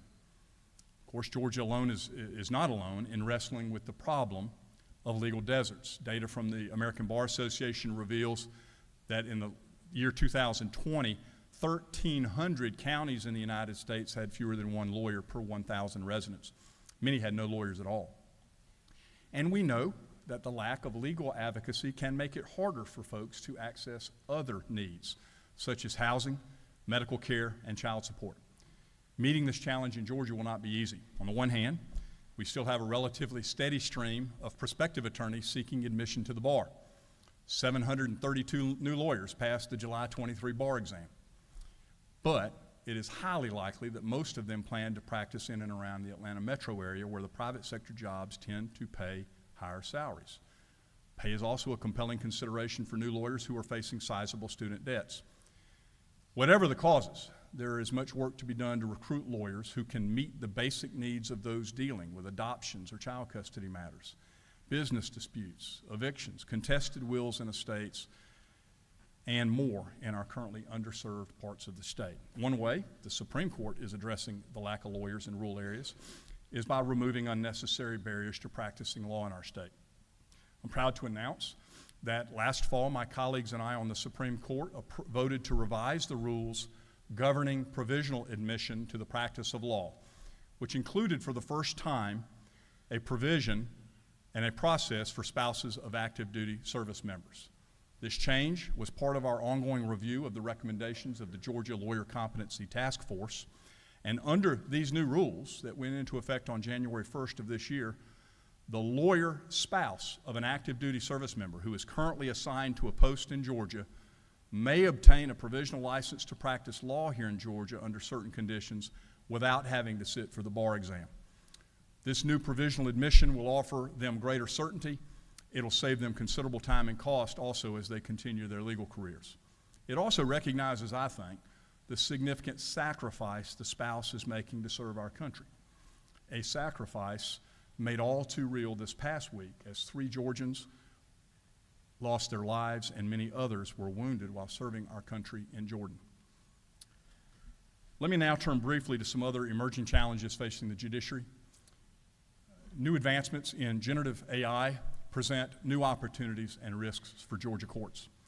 Our Judicial Council Standing Committee on Technology is studying the issue, and I'm one of 3 state Chief Justices currently serving on the National Conference of Chief Justices AI Rapid Response Team, a team created to examine some of the immediate issues related to the use of generative AI in courts and the impact it could have on court proceedings and the integrity of the judicial process. You are all undoubtedly aware of the increasing challenges generative AI is causing across society, and the courts are not immune. Just like any tool, AI can be implemented in ways that enhance and indeed improve the administration of justice and even improve access to justice.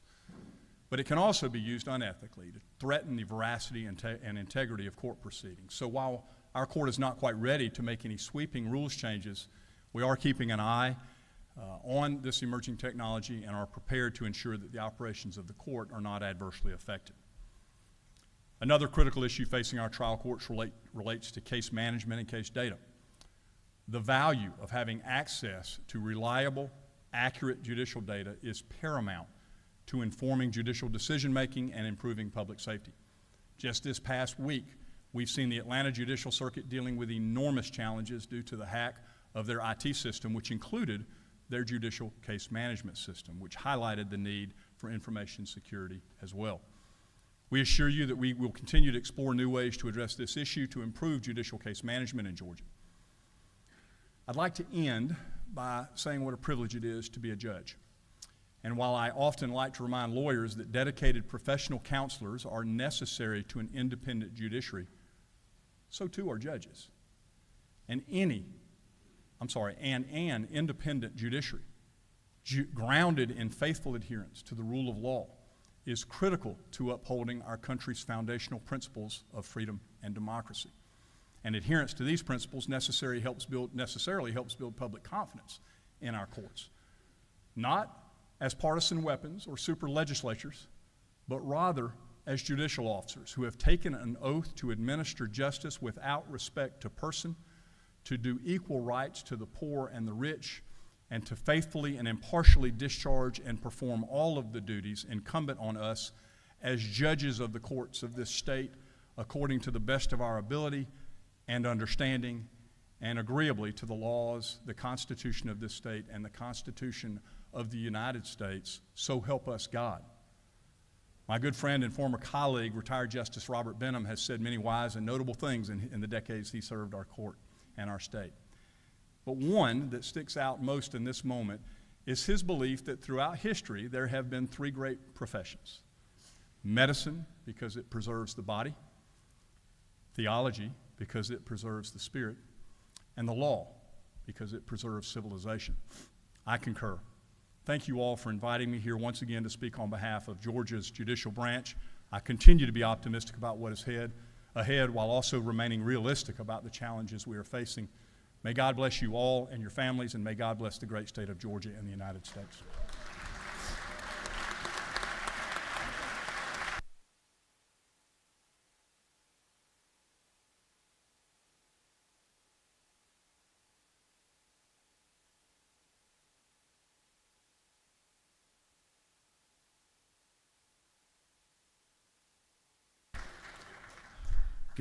Good job, wonderful job, and thank you for your service, Justice Boggs, and thank you, Supreme Court and Justice of Appeal. Thank you for your service. We so appreciate that. Mr. Doorkeeper, please escort Chief Justice and the Justice of the Supreme Court, as well as the Justices of the Court of Appeals. Please escort them out of the chamber at this time. Thank you. Appreciate it. Thank you. Let's give them a round of applause. Thank you. Thank you.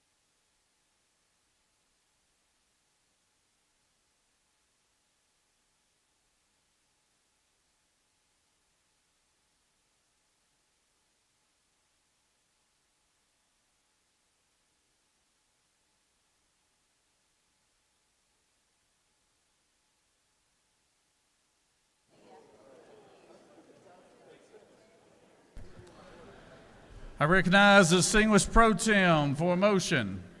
Thank you, Mr. President. Mr. President, I move that this joint session of the General Assembly be dissolved. The pro tem has moved that this assembly be dissolved. All those in favor signify by saying aye. Aye. All those opposed, no. The ayes clearly have it. Have a wonderful day.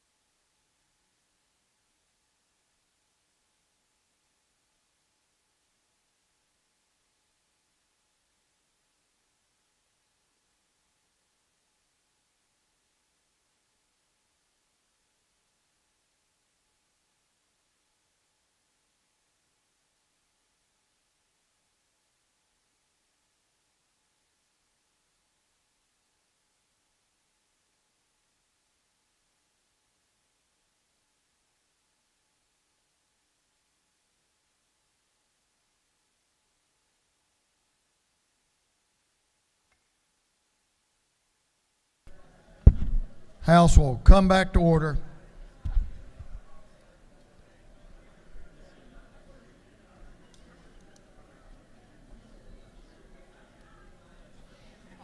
House will come back to order.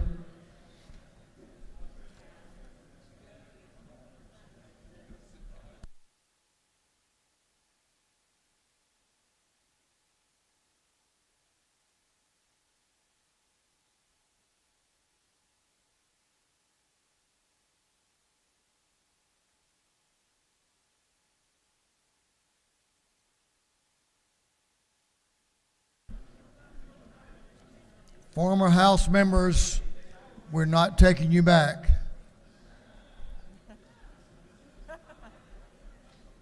Former House members, we're not taking you back. Senator Josh, I met you.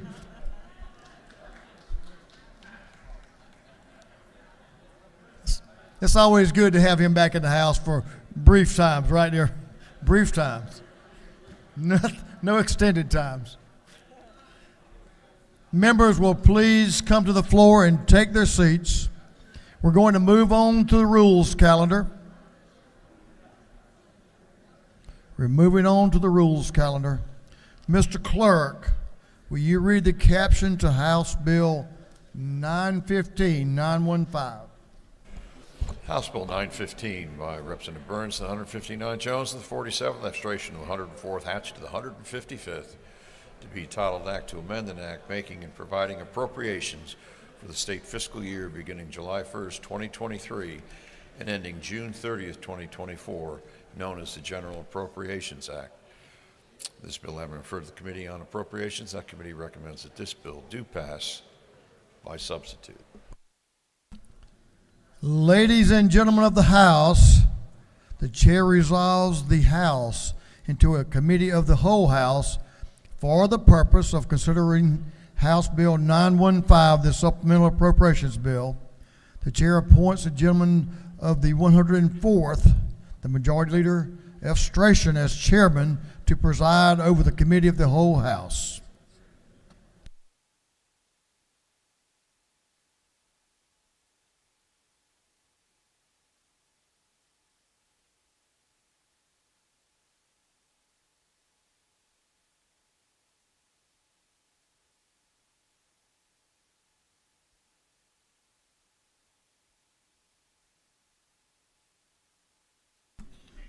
Chair recognizes the gentleman from the 155th District, Chairman Hatchett, to present the bill.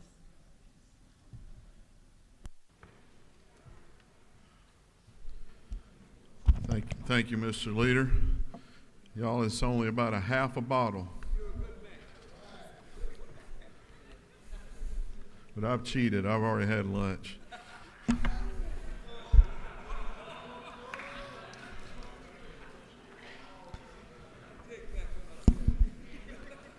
All right.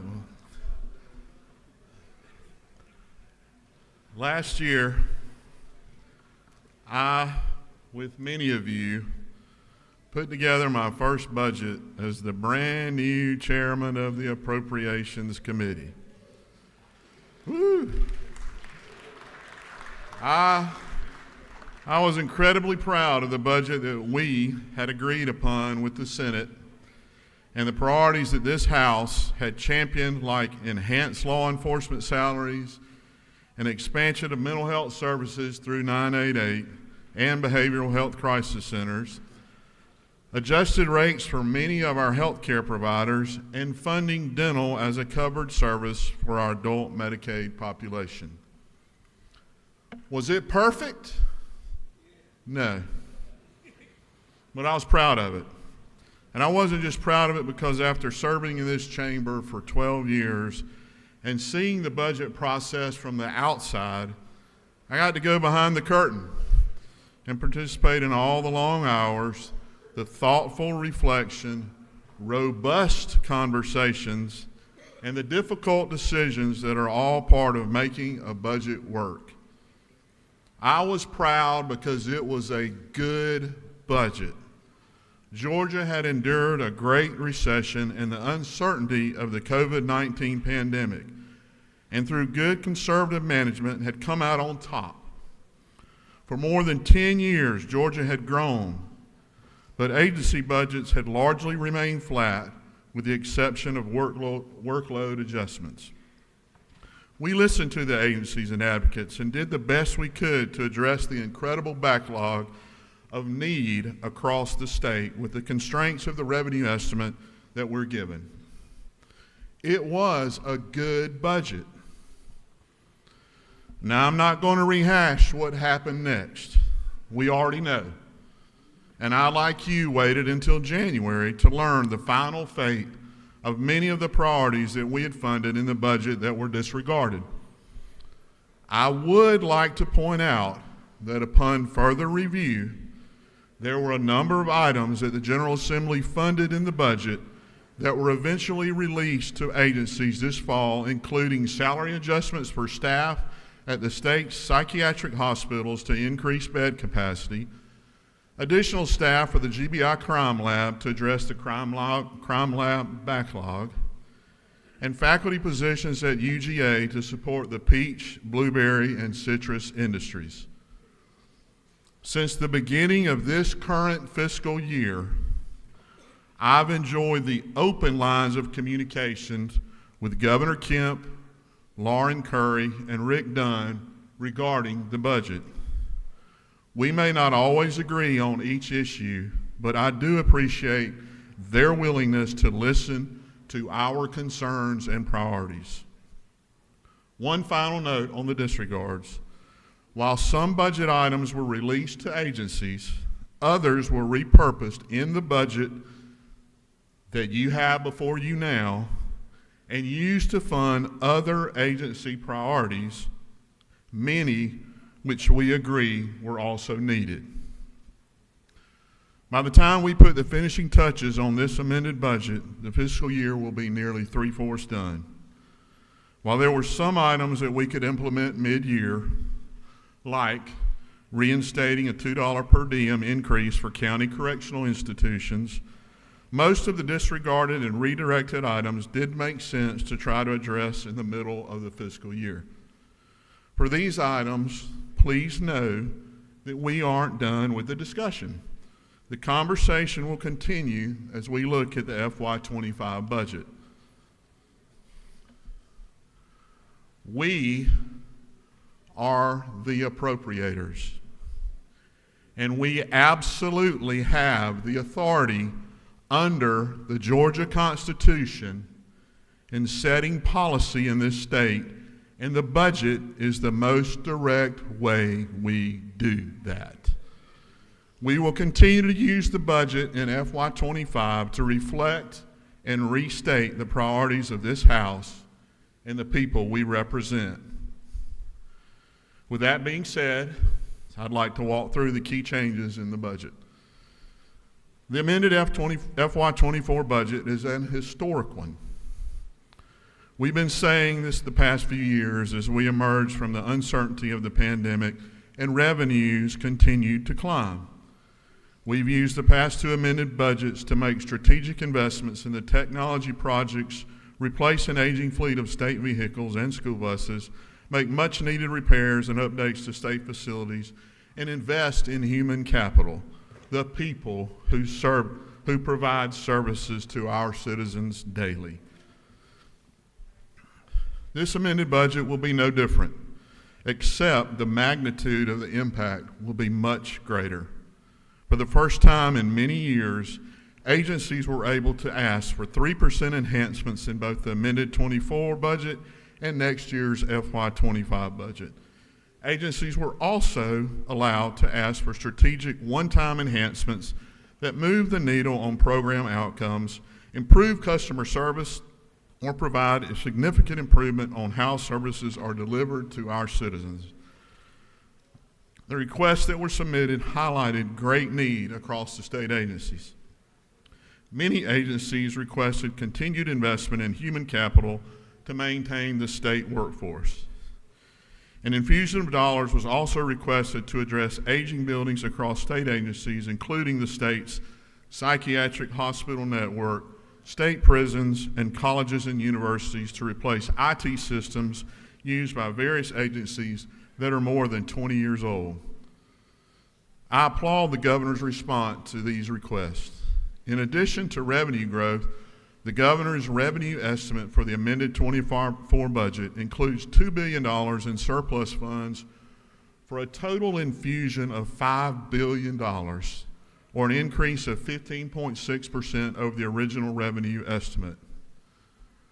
$5 billion. You can do a lot of good with $5 billion.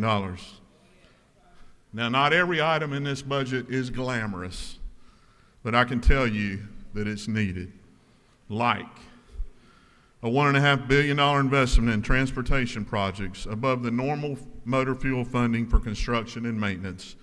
The House agrees with the governor's infusion of funds for DOT and targets $659 million to expedite the department's existing pipeline projects, including those dedicated to economic development. $509 million for infrastructure projects that promote freight and logistics. $200 million for one-time infusion of funds to support our local roads. $100 million in capital maintenance to continue resurfacing projects for the rest of this fiscal year, and $53 million in airport aid and an additional $4.2 million in rail to continue upgrades to our state-owned rail system. An unprecedented $500 million strategic investment in the employee retirement system to improve the funding ratio and the long-term financial viability of the system.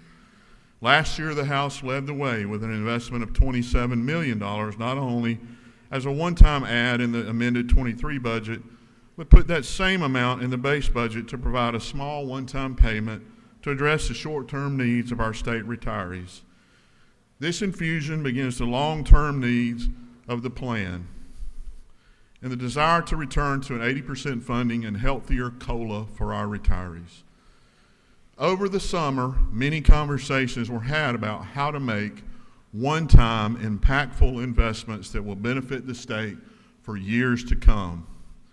I appreciate the open conversations had with the Employees Retirement System, OPB, and the Governor's Office, and our Senate colleagues about which scenario would have the most stabilizing impact on the system, and I fully support the Governor's recommendation. In another investment in human capital, the Governor's budget included, and the House supported, the more than $300 million to provide a one-time salary supplement of $1,000 for state employees and teachers. The steady increases that the Governor has been providing for teachers and state employees in previous budgets, this budget, and for FY25 have been moving the needle to stabilize the state's workforce. Turning to public safety, $450 million is appropriated to continue the construction of a new state prison in Washington County. We're all aware of the safety and security concerns within the state's prison system and the desire to keep both inmates and correctional officers safe. This new facility features a separate staff mezzanine for access and observation, precast cells, and rear pipe chases to prevent the introduction of contraband and weapons. The correction budget also includes a $9 million infusion in safety and security projects in existing facilities, with an emphasis on putting an end to the use of cell phones by prison inmates.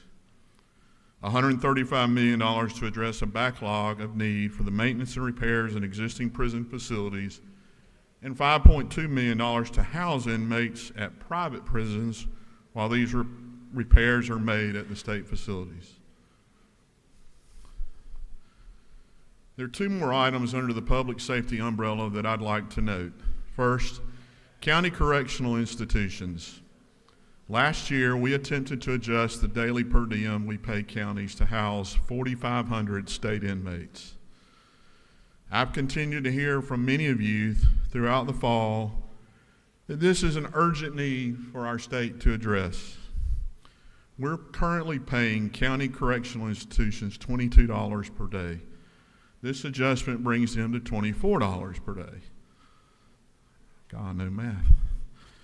We know it's costing many of these facilities as much as $50 per day to house these inmates. The state cannot afford to lose this bed capacity or wait until July to address. The House version of the budget reflects this $2 increase for county correctional institutions effective April 1st, 2024. The House budget also includes $315,725 to the Criminal Justice Coordinating Council for a dedicated sexual assault nurse examiner coordinator in all state-funded sexual assault centers in Georgia without a full-time SANE beginning April 1st, 2024. This funding will ensure the integrity of critical forensic medical examinations needed for the prosecution of a sexual assault. SANE coordinators are trained in trauma response to handle victims with care and integrity while gathering evidence.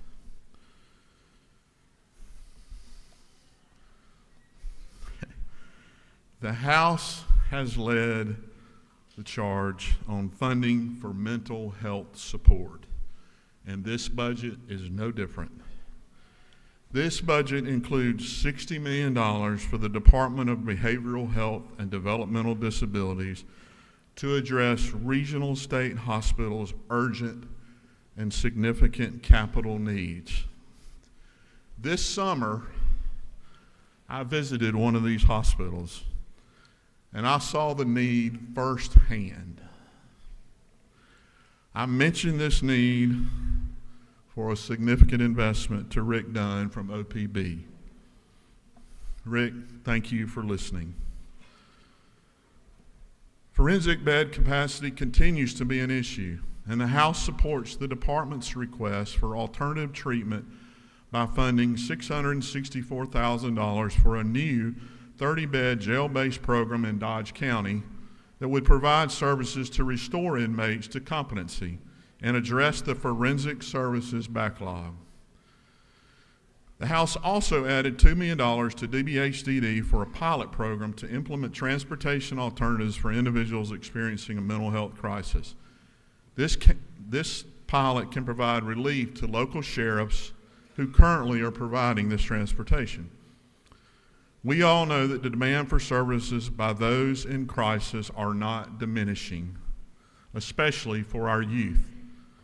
The House version of HB 915 repurposes $10.4 million in unutilized funds to provide for the construction of a child and adolescent crisis stabilization unit in Savannah. There are currently only 5 other facilities in the state to serve children and youth in crisis. This 15-bed facility can open and begin treating youth in the spring of 2025.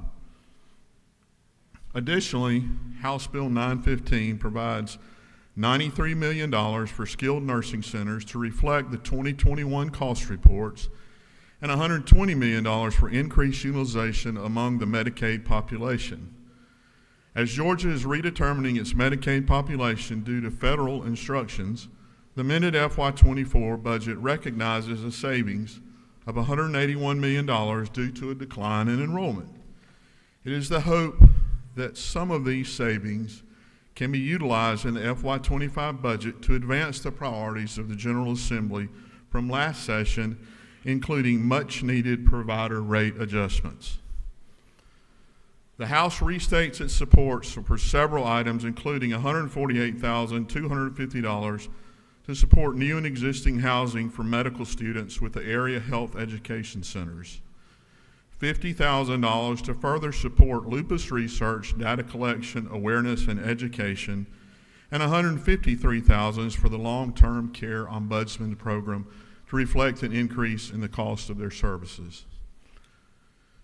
In higher education, the governor recommends and the House supports a $178 million investment to design, construct, and equip a new dental school at Georgia Southern University in Savannah, and $50 million for the design and construction of a med school at the University of Georgia to meet the growing healthcare needs of Georgians. HB 915 includes $81.2 million for major renovations, repairs, and demolitions at University System of Georgia institutions statewide, and $15.8 million for B unit projects to address a backlog of need. And when we left this chamber last session, there was a $66 million hole in the Board of Regents teaching program, which disproportionately impacted non-research institutions. I, like many of you, was not happy leaving those funds out of the budget. I'm thankful that the governor has restored those funds and the House version leaves them intact.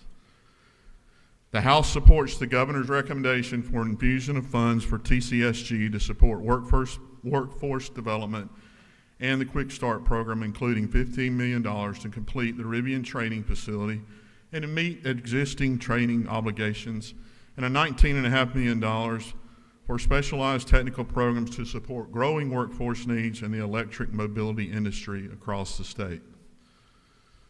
Finally, in the higher education budget, the House provides $2 million to support the construction of the Anne Frank Education Center.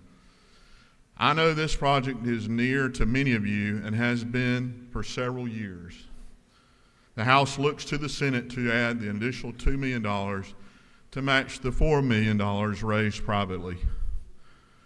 Moving on to K-12 education, the amended FY24 budget includes more than $145 million in formula earnings and nearly $1 million to meet our obligation to fund AP STEM exams based on an increased utilization. Many of you are familiar with the communities and schools and its tremendous track record of success in meeting the whole needs of a student and improving academic success. The House has included an additional $1.57 million in the amended FY24 budget for communities and schools to leverage a 3-year grant to expand the program to 10 additional school districts. By the 2025-2026 school year, CIS will serve 46 districts, 240 schools, and 140,000 students. The Governor's Honors Program had requested, and the House has funded, $65,000 for technology updates to further their efforts toward increasing rural participation in the program. Finally, with the General Assembly's focus on literacy, the House version of the budget includes $8.9 million in lottery funds to allow DECAL to continue the summer transition program at its current level of service. The summer transition program provides rising pre-K students and rising kindergarten students with an extra support in language, literacy, and math to close the achievement gap. This additional funding would allow the program to continue providing these needed services to 396 classrooms and over 4,600 students. Turning to general government services, the House agrees with the Governor's addition of $250 million in the Department of Administrative Services to address workers' compensation settlements, growing liability expenses, and increases to the property insurance cost. Shoring up those funds helps avoid deficits and allows the department to settle claims to promote savings and cost avoidance. The amended FY24 budget provides $158 million to the Technology Empowerment Fund at the Georgia Technology Authority for new and ongoing projects, including the Next Gen project, which will replace the state's aging time management and human resources system. Funds are also provided for the Department of Labor to migrate unemployment insurance applications to a cloud-based system and to replace the antiquated UI software.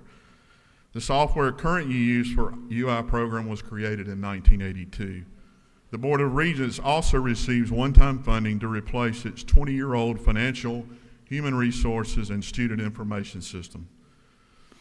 The House version of the amended FY24 budget includes $5 million for third-party ballot text auditing technology to allow the Secretary of State's audit to audit and verify the validity of any election in the state without the use of the QR codes.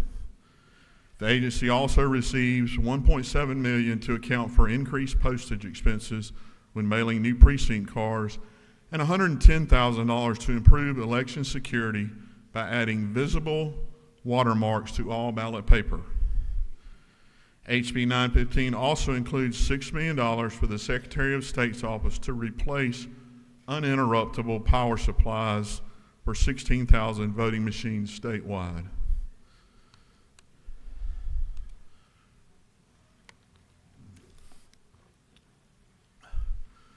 The amended FY24 budget also includes $145,600 for the professional licensing division to hire temporary employees to address the program's backlog related to licensure applications.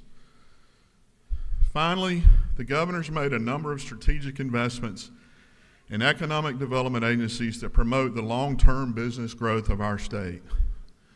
This includes $100 million to the One Georgia Authority to support rural economic development projects and expand grant opportunities for rural site development, and $100 million to Regional Economic Business Assistance Program for economic development projects. This program helps to make Georgia more attractive to businesses seeking to expand or relocate here. The House supports the governor's recommendation to provide $250 million to GFA, the Georgia Fund for Low Interest Loans for Water and Wastewater Infrastructure Development in local communities. I've heard from many of you about the needs in our community, and these funds are sorely needed. Finally, the House provides the Department of Agriculture with $500,000 in planning money and $35 million for renovations and improvements at the Atlanta Farmers Market, and $2 million to implement the Georgia Farmland Conservation Fund. The fund will award matching grants to support farmland conservation, food and farming production, or the purchase of agricultural conservation easements. While I didn't hit every item, I hit the highlights, and there are a lot. The budget's a process, and it certainly takes a team of people working together to pull this off.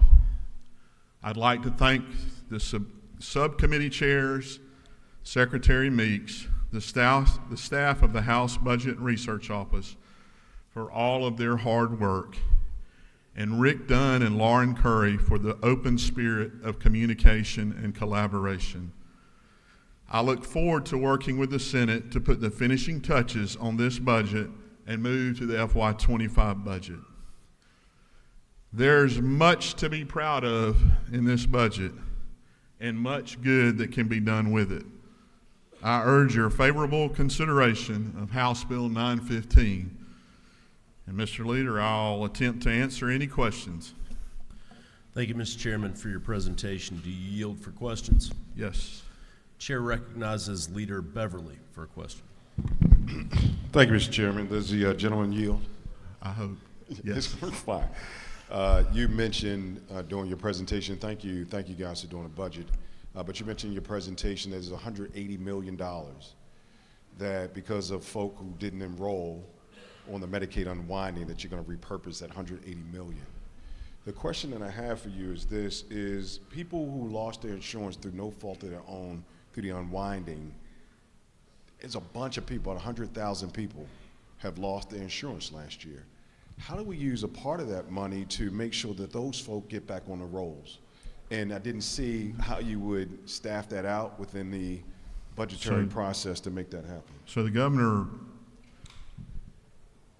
he recognized that savings. We added a little more, 28.2 million actually, to recognize that savings. There's a surplus currently of about 130 million above those savings. So that's, we did those, the funds, so let me, if I can say, define this or say this right. You have up to 90 days after you supposedly are off and ability to reapply, and you are eligible for benefits in that 90 days. All of the numbers that you're looking at with Medicaid are projections. They change, and that's, so they're being conservative in allowing the spending of some of that money in the budget because they know there are those that could still come back and reapply and requalify for those benefits they had 90 days before. Thanks. Thank you. Do you yield? Yes. Chair recognizes Representative Jasmine Clark for a question. She waves. All right. Chair recognizes Representative Moore for a question. Good afternoon. Does the gentleman yield? Yes. Thank you. Do you recall in this particular budget if there was any money set aside for the burial resting place for veterans in Savannah or in South Georgia? Do you recall if that's in that particular budget?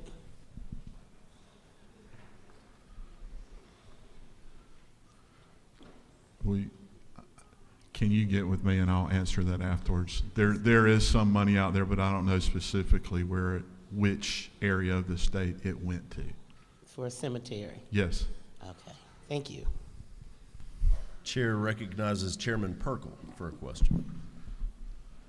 Thank you, Mr. Chair. This gentleman yield? Yes. Did I understand correct? Does the gentleman yield for a question? Yes. Is it true that I understood that you said that we have additional $1.5 billion infusion into the state's transportation network? Correct. Is it also not true that this will provide much needed current and long-term growth of the state in our transportation infrastructure? 100%. I'd like to add that the total investment in our transportation network by us, this state, over this fiscal year is $3.9 billion. One final question. Yes. Would you repeat that last number? Was that with a B? $3.9 billion. Thank you so much. Thank you to transportation you, projects. Mr. Chairman. Thank you to the governor. That's greatly important work. Mr. Chair, I know I'm what's standing between everyone in here and a little thing called lunch. So I'm going to yield the well and ask for everybody's favorable consideration of HB 915. And you have no further questions. Mr. Chairman, I want to thank you for your hard work on the budget. I want to thank Director Christine Murdoch and the entire House Budget and Research Office staff for the tremendous work here, and thank you for your thorough presentation here today. At this time, Chair recognizes Chairman Hatchett for a motion. Thank you, Mr. Chair. I move that the House Bill 915 do pass by committee substitute. At this time, the Chair recognizes Chairman David Knight. Mr. Chairman, I'd like to second that motion. We pass House Bill 915. Chairman David Knight seconds the motion made by Chairman Hatchett. At this time, we'll call the question on House Bill 915. All in favor at this time will signify by saying aye. All opposed will say no. The ayes have it, and House Bill 915 passes by committee substitute. The chair recognizes the gentleman from the 155th District, Chairman Hatchett.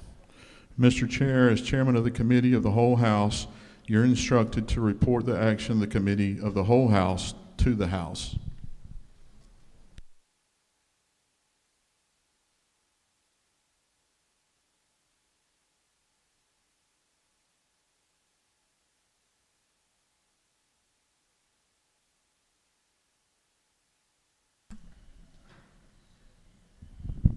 Chair recognizes the Majority Leader Estration. Mr. Speaker, the Committee of the Whole House has had under consideration House Bill 915 and has instructed me as its chairman to report the same back to the House with the recommendation that House Bill 915 do pass by committee substitute. The report of the chairman of the Committee of the Whole House is received. The Committee of the Whole House has had under consideration House Bill 915 and has reported the same back to the House with the recommendation that House Bill 915 do pass by committee substitute. The Committee of the Whole House is hereby dissolved.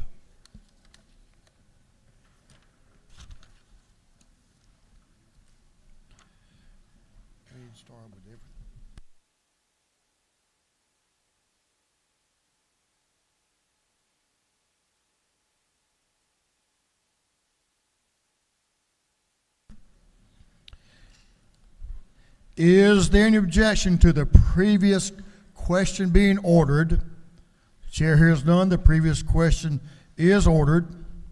Is there an objection to agreeing to the report of the committee, which was favorable to the passage of the bill?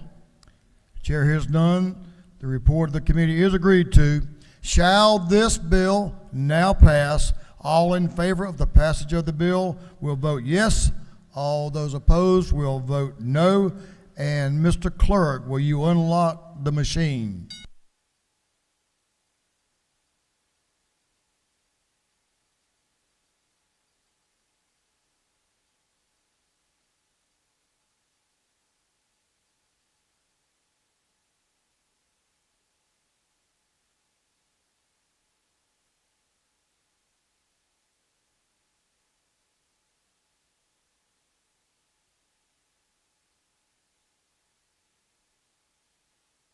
All members voted.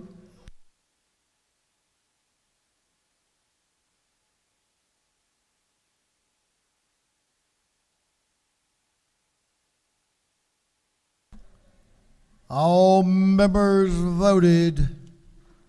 See a couple more coming in.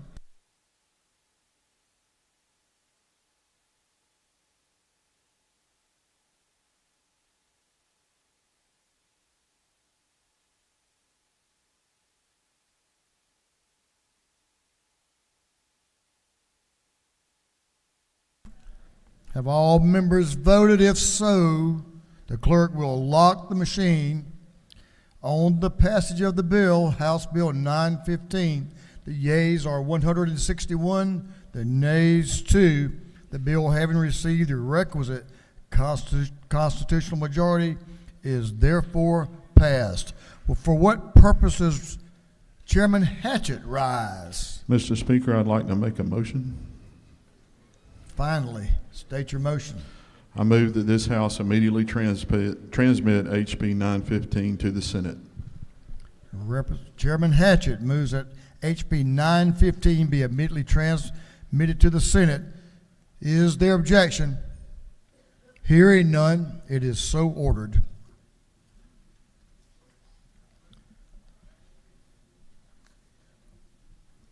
Fine job, Mr. Chairman.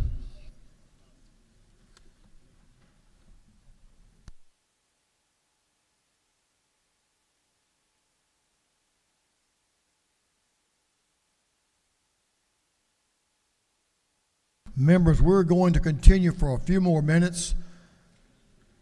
Let you get a little bit hungrier. You really enjoy your lunch. We're going to move on to remainder of the rules calendar. The clerk will read the caption to House Bill 158, HB 158. House Bill 158 by Representative Mitchell of the 88th, Roberts of the 52nd, Bennett of the 94th, and others, to be entitled an act to amend Article 1 of Chapter 6 of Title 15 of the Official Code of Georgia annotated relating to general provisions regarding superior courts so as to change the name of the Stone Mountain Judicial Circuit to the DeKalb Judicial Circuit. This bill having referred to the Committee on Judiciary. That committee recommends that this bill do pass by committee substitute.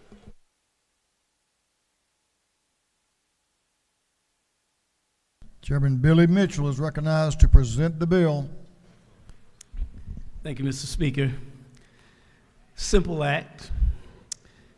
To give you some background, in 1885, an act was created by this body that titled the Judicial Circuit, the Stone Mountain Judicial Circuit, that included DeKalb and Clayton counties.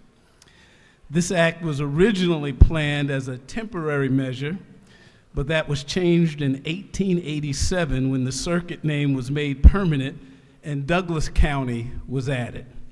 Subsequently, other counties were added and subtracted until today. The only county in this judicial circuit is DeKalb County.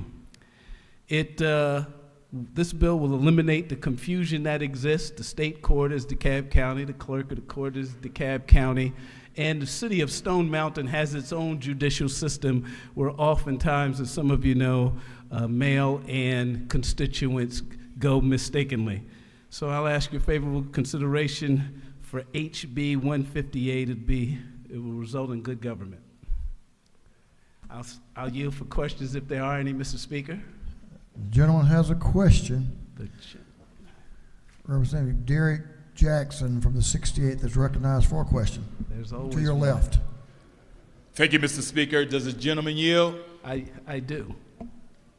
I appreciate this bill, Mr. Chairman, especially during the month of February, because you're changing Stone Mountain or eradicating Stone Mountain because there's a past and a history. So I appreciate this bill. Thank you in this Black History Month for bringing this bill. Well, Representative Jackson, I certainly appreciate your long-term service to this body, but this has nothing to do with the connotations that are associated with Stone Mountain Park. This will just eliminate the confusion that exists with the city of Stone Mountain and the Judicial Circuit.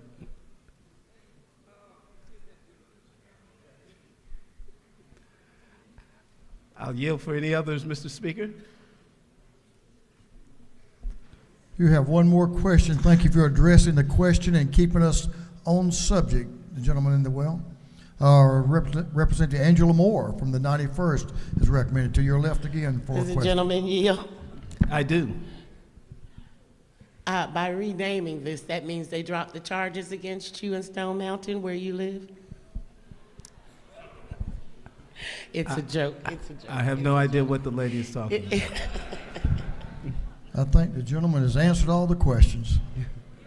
With that, Mr. Speaker, I'd yield. The gentleman has yielded the well. Is there any objection to the previous question being ordered? The chair hears none. The previous question is ordered. Is there any objection to adopting the committee substitute? The chair hears none. The committee substitute is adopted. Is there any objection to agreeing to the report of the committee, which was favorable to the passage of the bill? The chair hears none. The report of the committee is agreed to. Shall this bill now pass? All in favor of the passage of the bill will vote yes. All those opposed will vote no, and the clerk will unlock the machine.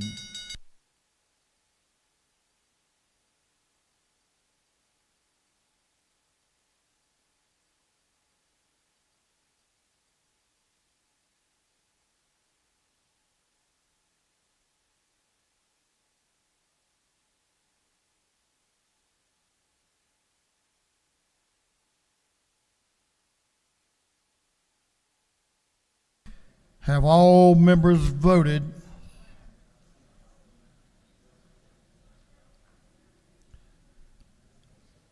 If so, the clerk will lock the machine. On the passage of the bill, House Bill 158, the yeas are 156, the nays are 3. The bill, having received the requisite constitutional majority, is therefore passed. Mr. Clerk, will you read the caption to House Bill 883?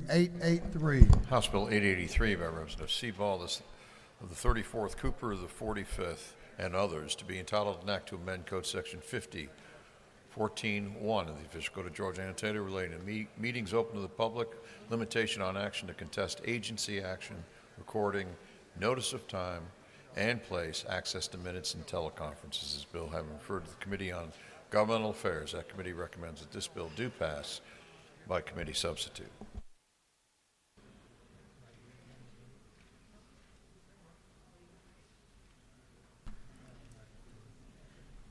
Representative Devin Seabaugh is recognized to present the bill. Thank you, Mr. Speaker. Good afternoon, colleagues. House Bill 883 comes at the request of several public health boards and community service boards from across the state of Georgia that are having trouble meeting quorums for their public meetings. During COVID, these boards were allowed to meet via teleconference, and they found the flexibility of hosting meetings virtually resulted in better participation from both board members and members of the public. This was especially the case in some South Georgia counties where health districts include multiple counties and several hours of drive time for certain members. The members appointed to serve on these boards are busy professionals that can step away from the job for 1 or 2 hours, but not 3 to 6 hours.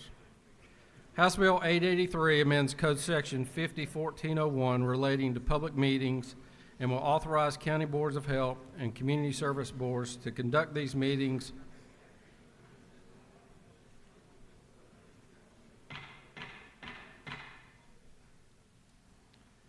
via teleconference as long as they are accessible to the public and meet all other requirements of the Open Meetings Law. This change does not replace in-person meetings, but does provide the option for a full teleconference meeting or a hybrid meeting when required to meet a quorum. With that, Mr. Speaker, I'm happy to answer any questions. You have no questions.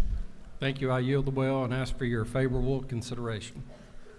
Good job. The gentleman has yielded the well. Is there any objection to the previous question being ordered?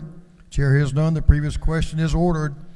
Is there any objection to adopting the committee substitute? The chair hears none. The committee substitute is adopted. Is there any objection to agreeing to the report of the committee, which was favorable to the passage of the bill? Chair hears none, and the report of the committee is agreed to. Shall this bill now pass? All in favor of the passage of the bill will vote green. All those yes, all those opposed will vote no, and the clerk will unlock the machine.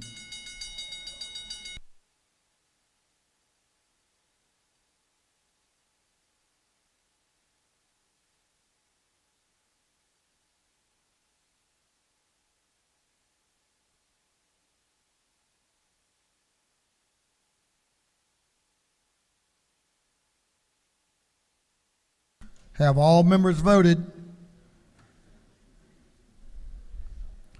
If so, Mr. Clerk, will you lock the machine on the passage of House Bill 883?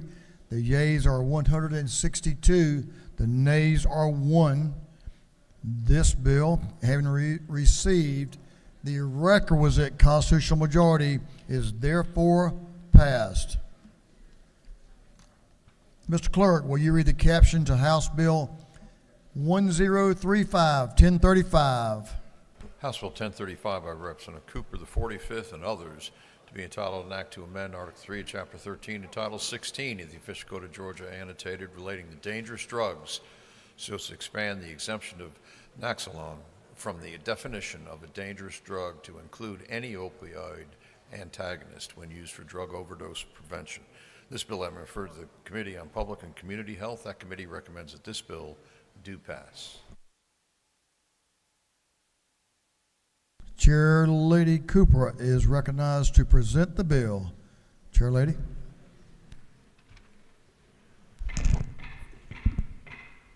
Thank you, Mr. Speaker. I want to start by saying a great big thank you to those in this chamber that were here 10 years ago. It's hard to believe it's been 10 years when we passed the 911 amnesty bill that said if somebody was doing drugs with a group of friends and they got into real severe medical emergency, that if one person would call 911 and stay with them until help arrived, that we would not charge that person even if they had been doing drugs or drinking too much and if they were underage. Of course, there was an exception that did include if they were the drug dealer. Since that bill passed, thousands of young lives in this state have been saved. There's a group that's been keeping count of the ones they know about where they have given out Narcan, and there are over 7,000 lives that they know that that bill has saved, and it's partially saved because it was the first time that we started letting people use Narcan and began to make it more available. Well, unfortunately, in the 10 years that have passed, a lot has changed, and not for the good. Our drug overdose deaths, it's the leading cause of people the ages 18 to 45. And at the epicenter of that are our colleges. And so what this bill does, it allows the Public Health Commissioner to expand her standing order for the new drugs that are coming out that are opioid antagonists. We have to have stronger drugs now because the drugs that people are taking are stronger. So we have new antagonists coming, and the only one that the law currently allows is Narcan. So it gives the public health commissioner the ability to do that. It also does another thing that I think you're fixing to see on college campuses across our state. Emory came to me asking to change the law that kept pharmacists from being able to put Narcan and these type medicines into a vending machine because they want to put the vending machines throughout their college campus so that students can go there without being identified and get Narcan, perhaps for a friend, perhaps just to have it if they're out partying, but for whatever reason. And so this bill removes that exemption. You know, some people said, well, you know, are we encouraging drug? No, drug use is happening. What we're doing is, as long as somebody's alive, there is hope that we can get them off drugs. If they're dead, they're no hope. This bill expands our ability to give hope to people who are doing drugs and get into medical emergencies. With that, Ms. Speaker, thank you for letting me take a little extra time. I don't normally stay in the well this long, and I would ask for your favorable vote on House Bill 1035, and I will yield the well. Thank you. The lady has yielded the well. Is there any objection to the previous question being ordered? Chair hears none. The previous question is ordered. Is there any objection to agreeing to the report of the committee, which was favorable to the passage of the bill? The chair hears none. The report of the committee is agreed to. Shall this bill now pass? All in favor of the passage of the bill will vote yes. All those opposed will vote no. And the clerk will unlock the machine.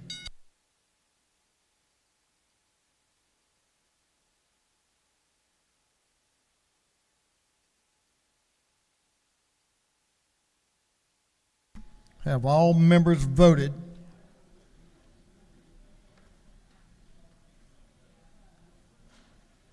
All members voted. If so, the clerk will lock the machine.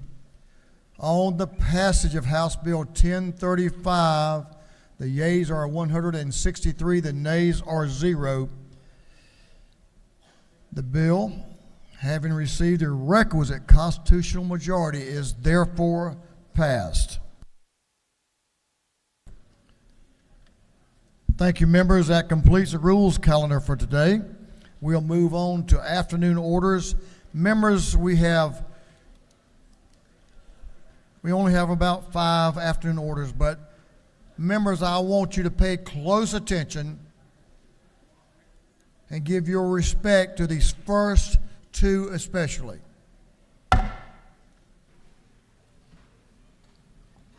Representative Crow and the Henry delegation. Representative Crow and the Henry delegation is recognized for an afternoon order. Members, if you'll stand.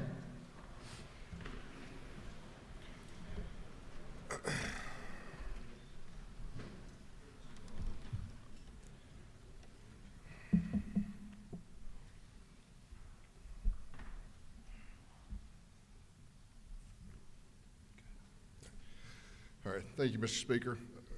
Colleagues, I rise with heartbreaking news from my district in Henry County. Last Thursday morning, the beautiful little 8-year-old girl pictured here was struck by a vehicle on Jackson Lake Road as she was attempting to board her bus by a vehicle that had failed to stop for the red flashing lights. She was flown by helicopter to Children's Healthcare of Atlanta, where she sadly succumbed to her injuries on Saturday morning. The following statement was posted online from the family.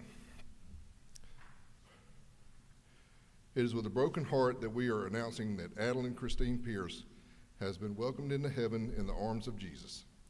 Her soul is with him, but her sweet little body is being prepped to save lives. Adeline has the ability to save 8 lives with organ donation and help 75 children with tissue donations. Her life's mission was to help and pray for others. She now gets to do that in the most heroic way. As for now, we ask for privacy and prayer, as we will be with her the coming days to prepare her for her gift of giving life and healing to other children. Please try to understand we need to have peace during this process. We have seen all of the prayers and can never express how much we appreciate all the love and support. We will notify everyone when a service will be held pending her surgery for transplants. The statement also included 2 verses of scripture from the family. Brothers and sisters, we do not want you to be uninformed about those who sleep in death, so that you do not grieve like the rest of mankind who have no hope. For we believe that Jesus died and rose again, and so we believe that God will bring with Jesus those who have fallen asleep in him. 1 Thessalonians 4:13 and 14, and God is our refuge and strength, an ever-present help in trouble. Psalm 46, verse 1. I pray for God's mercy and comfort for this family as they grieve the loss of this precious angel. Please join me in a moment of silence in honor of this heroic little girl. Amen. Thank you, Mr. Speaker. Members, if you'll remain standing for a moment. We will remember what a beautiful child. Her life ended way too soon, but what a heroic family for blessing so many people with this gift. Now we're going to go to someone who served this state well, a former member of this House.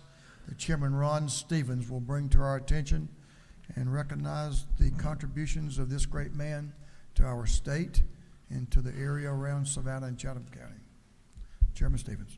Thank you, Mr. Speaker, and I'll be joined by the coastal delegation along with folks that have known the gentleman. This man that I'm about to tell you about probably touched all of your lives in some way or another. He's served in this body for a very long time. His name was Arthur Genlat. He was a person that passed away yesterday with leaving behind him after 69 years his wife, Molly Barnhart. Two children, Therese and Matt, both of which I know, 6 grandchildren, and of course you know what that means. He's best known for the 40 years that he served as chairman of the board for the the Savannah Electric and Power Company, and he retired there after 40 years. They then combined and joined forces with Georgia Power. He was also elected and served for 8 terms here in the House of Representatives, where he served as chairman of the University System of Georgia, now higher ed. And then he was also appointed by different governors to the Board of Regents, where he served as chairman, and then to the Georgia Ports Authority, where he served as chairman. He was a member of the Metropolitan, and this is going to be a good one for you.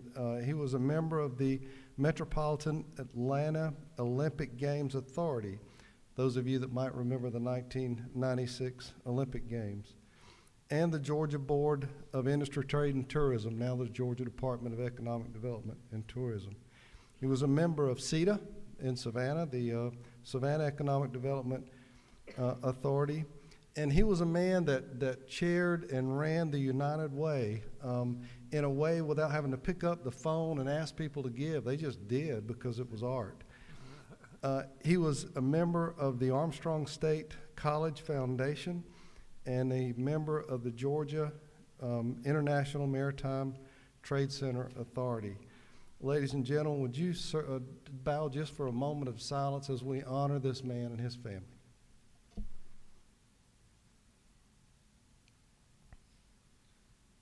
Thank you, ladies and gentlemen, and thank you, Mr. Speaker. Thank you, Mr. Chairman. Delegation, I'll assure all of you in this room that I had the great honor to know Mr. Arthur Genlat personally.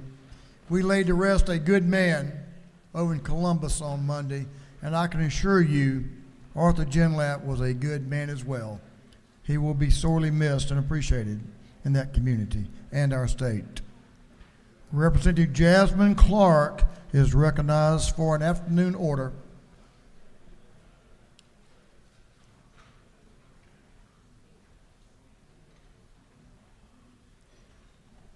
Representative Clark. Thank you, Mr. Speaker.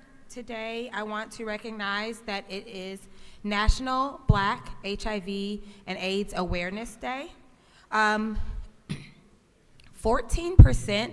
of the U.S. population are Black or African American, yet Black people make up 40% of new HIV infection.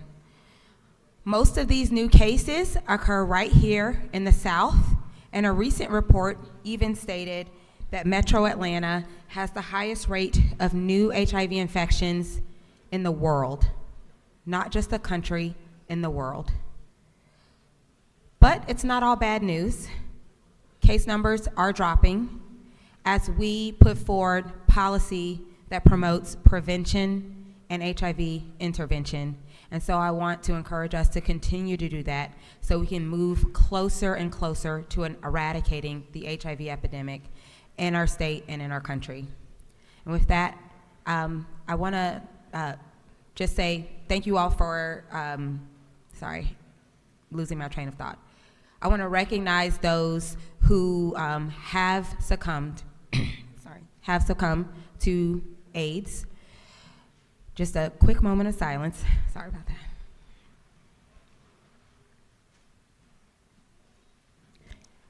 And I want to thank you for your time in recognizing National Black HIV and AIDS Awareness Day. Thank you, Mr. Speaker. Okay, we have a good one coming up now. Representative Hagan, Chairman Parrish, Chairman Werkheiser. They have a recognition here. Come on up here, Chairman Parrish. We need you up here to recognize this gentleman and his great accomplishment that reflects on us all in a very positive way. Is he still here? Did he leave? I'm not sure. Well, we're going to do this anyway. Well, I wonder if you all knew that this happened last week. Do we have it? There it is. Is Representative Franklin here? There he is. Okay. Well, he is a very humble man and member of our caucus, so you may not have heard that out of 49 nominees, our own Representative Laban Franklin was named one of the 5 finalists for Time Magazine's Dealer of the Year for the entire nation.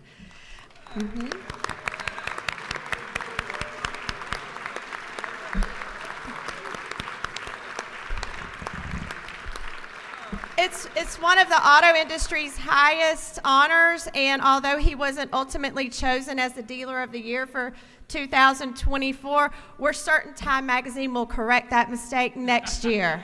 So congratulations, Representative Franklin and Franklin Toyota of Statesboro.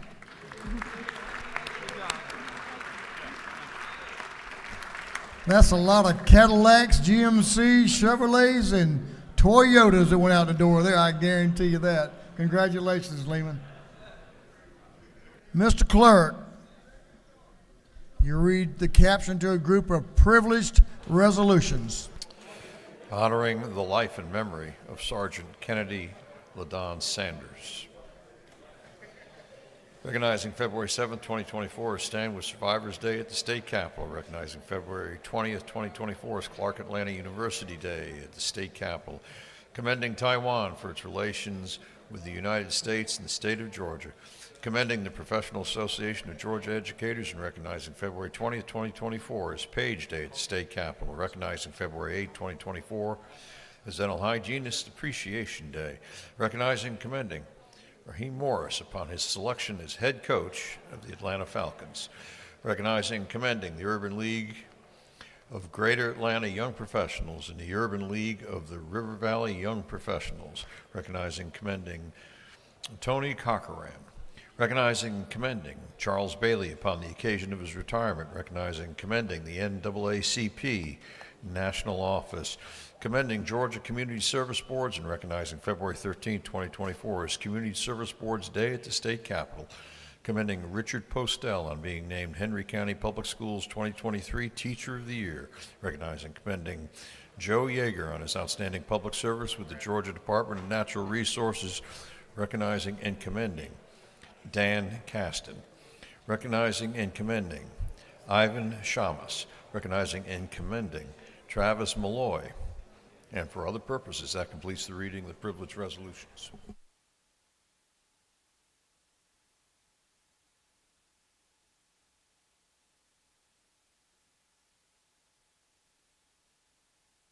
Is there any objection to adopting the privileged resolutions? Chair hears none, and the resolutions are adopted. We're moving on to announcements. Chairman Corbett, there you are.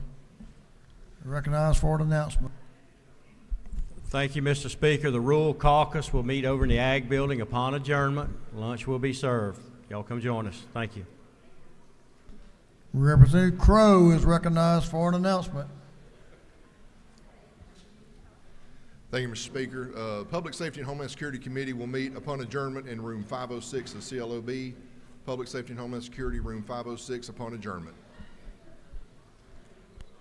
Chairman Chokus is recognized for an announcement. Thank you, Mr. Speaker. The Small Business Development Committee will meet at 3 p.m. today in Capitol 403. I need as many people to attend as possible. We've got one bill. Thank you.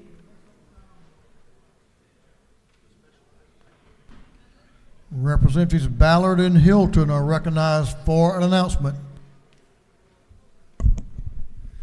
Thank you, Mr. Speaker. The Education Committee on Policy will be meeting in room 515 at 2 o'clock. 5:15 at 2 o'clock. Wait a minute. Thank you, Mr. Speaker. The Education Curriculum Subcommittee will meet immediately upon adjournment in 515 CLOB. Thank you very much. Chairman Saines is recognized for an announcement. Thank you, Mr. Speaker. The Economic Development and Tourism Subcommittee on Sustainable Economic Development will meet tomorrow for a lunch and listen from our friends down at the Okefenokee, Capitol Room 216, 12 to 2 p.m. Drop-ins of all members are also welcomed. Vice Chair Gaines is recognized for an announcement. Thank you, Mr. Speaker. Tomorrow is Dogs at the Dome Day, so there'll be a lot of UGA students here tomorrow, and you're invited, everybody, for breakfast from 8 to 9 in the Rotunda, and then from 11 to 12 in the morning, there'll be a strawberry ice cream pie social. Great strawberry ice cream pie. It's the best dessert in all of Georgia. So y'all come down and visit tomorrow with UGA students and enjoy breakfast and strawberry ice cream pie. Wait a minute. Where will that be? In the Rotunda. We'll make sure you get a special delivery, Mr. Speaker. Thank you. Go Dogs. Go Dogs. And everybody wear your red and black tomorrow. I can do that. For that ice cream pie, I can do that. Chairman Billy Mitchell is recognized for an announcement.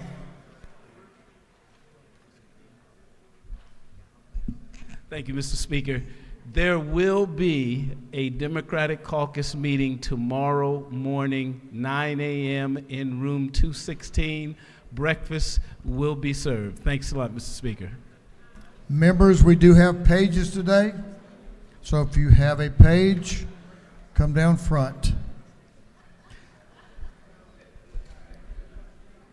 Mr. Majority Leader, did I mention today is the clerk's birthday? Did I mention that? Bill Riley's birthday today? Did I mention that? Not yet. Bill Riley has a birthday. We're going to celebrate it all day long. And I hope Franny's coming down. Great. Majority Leader is recognized for a motion. Thank you, Mr. Speaker. I move that this House stand adjourned until 10 a.m. on Thursday, February 8th, 2024.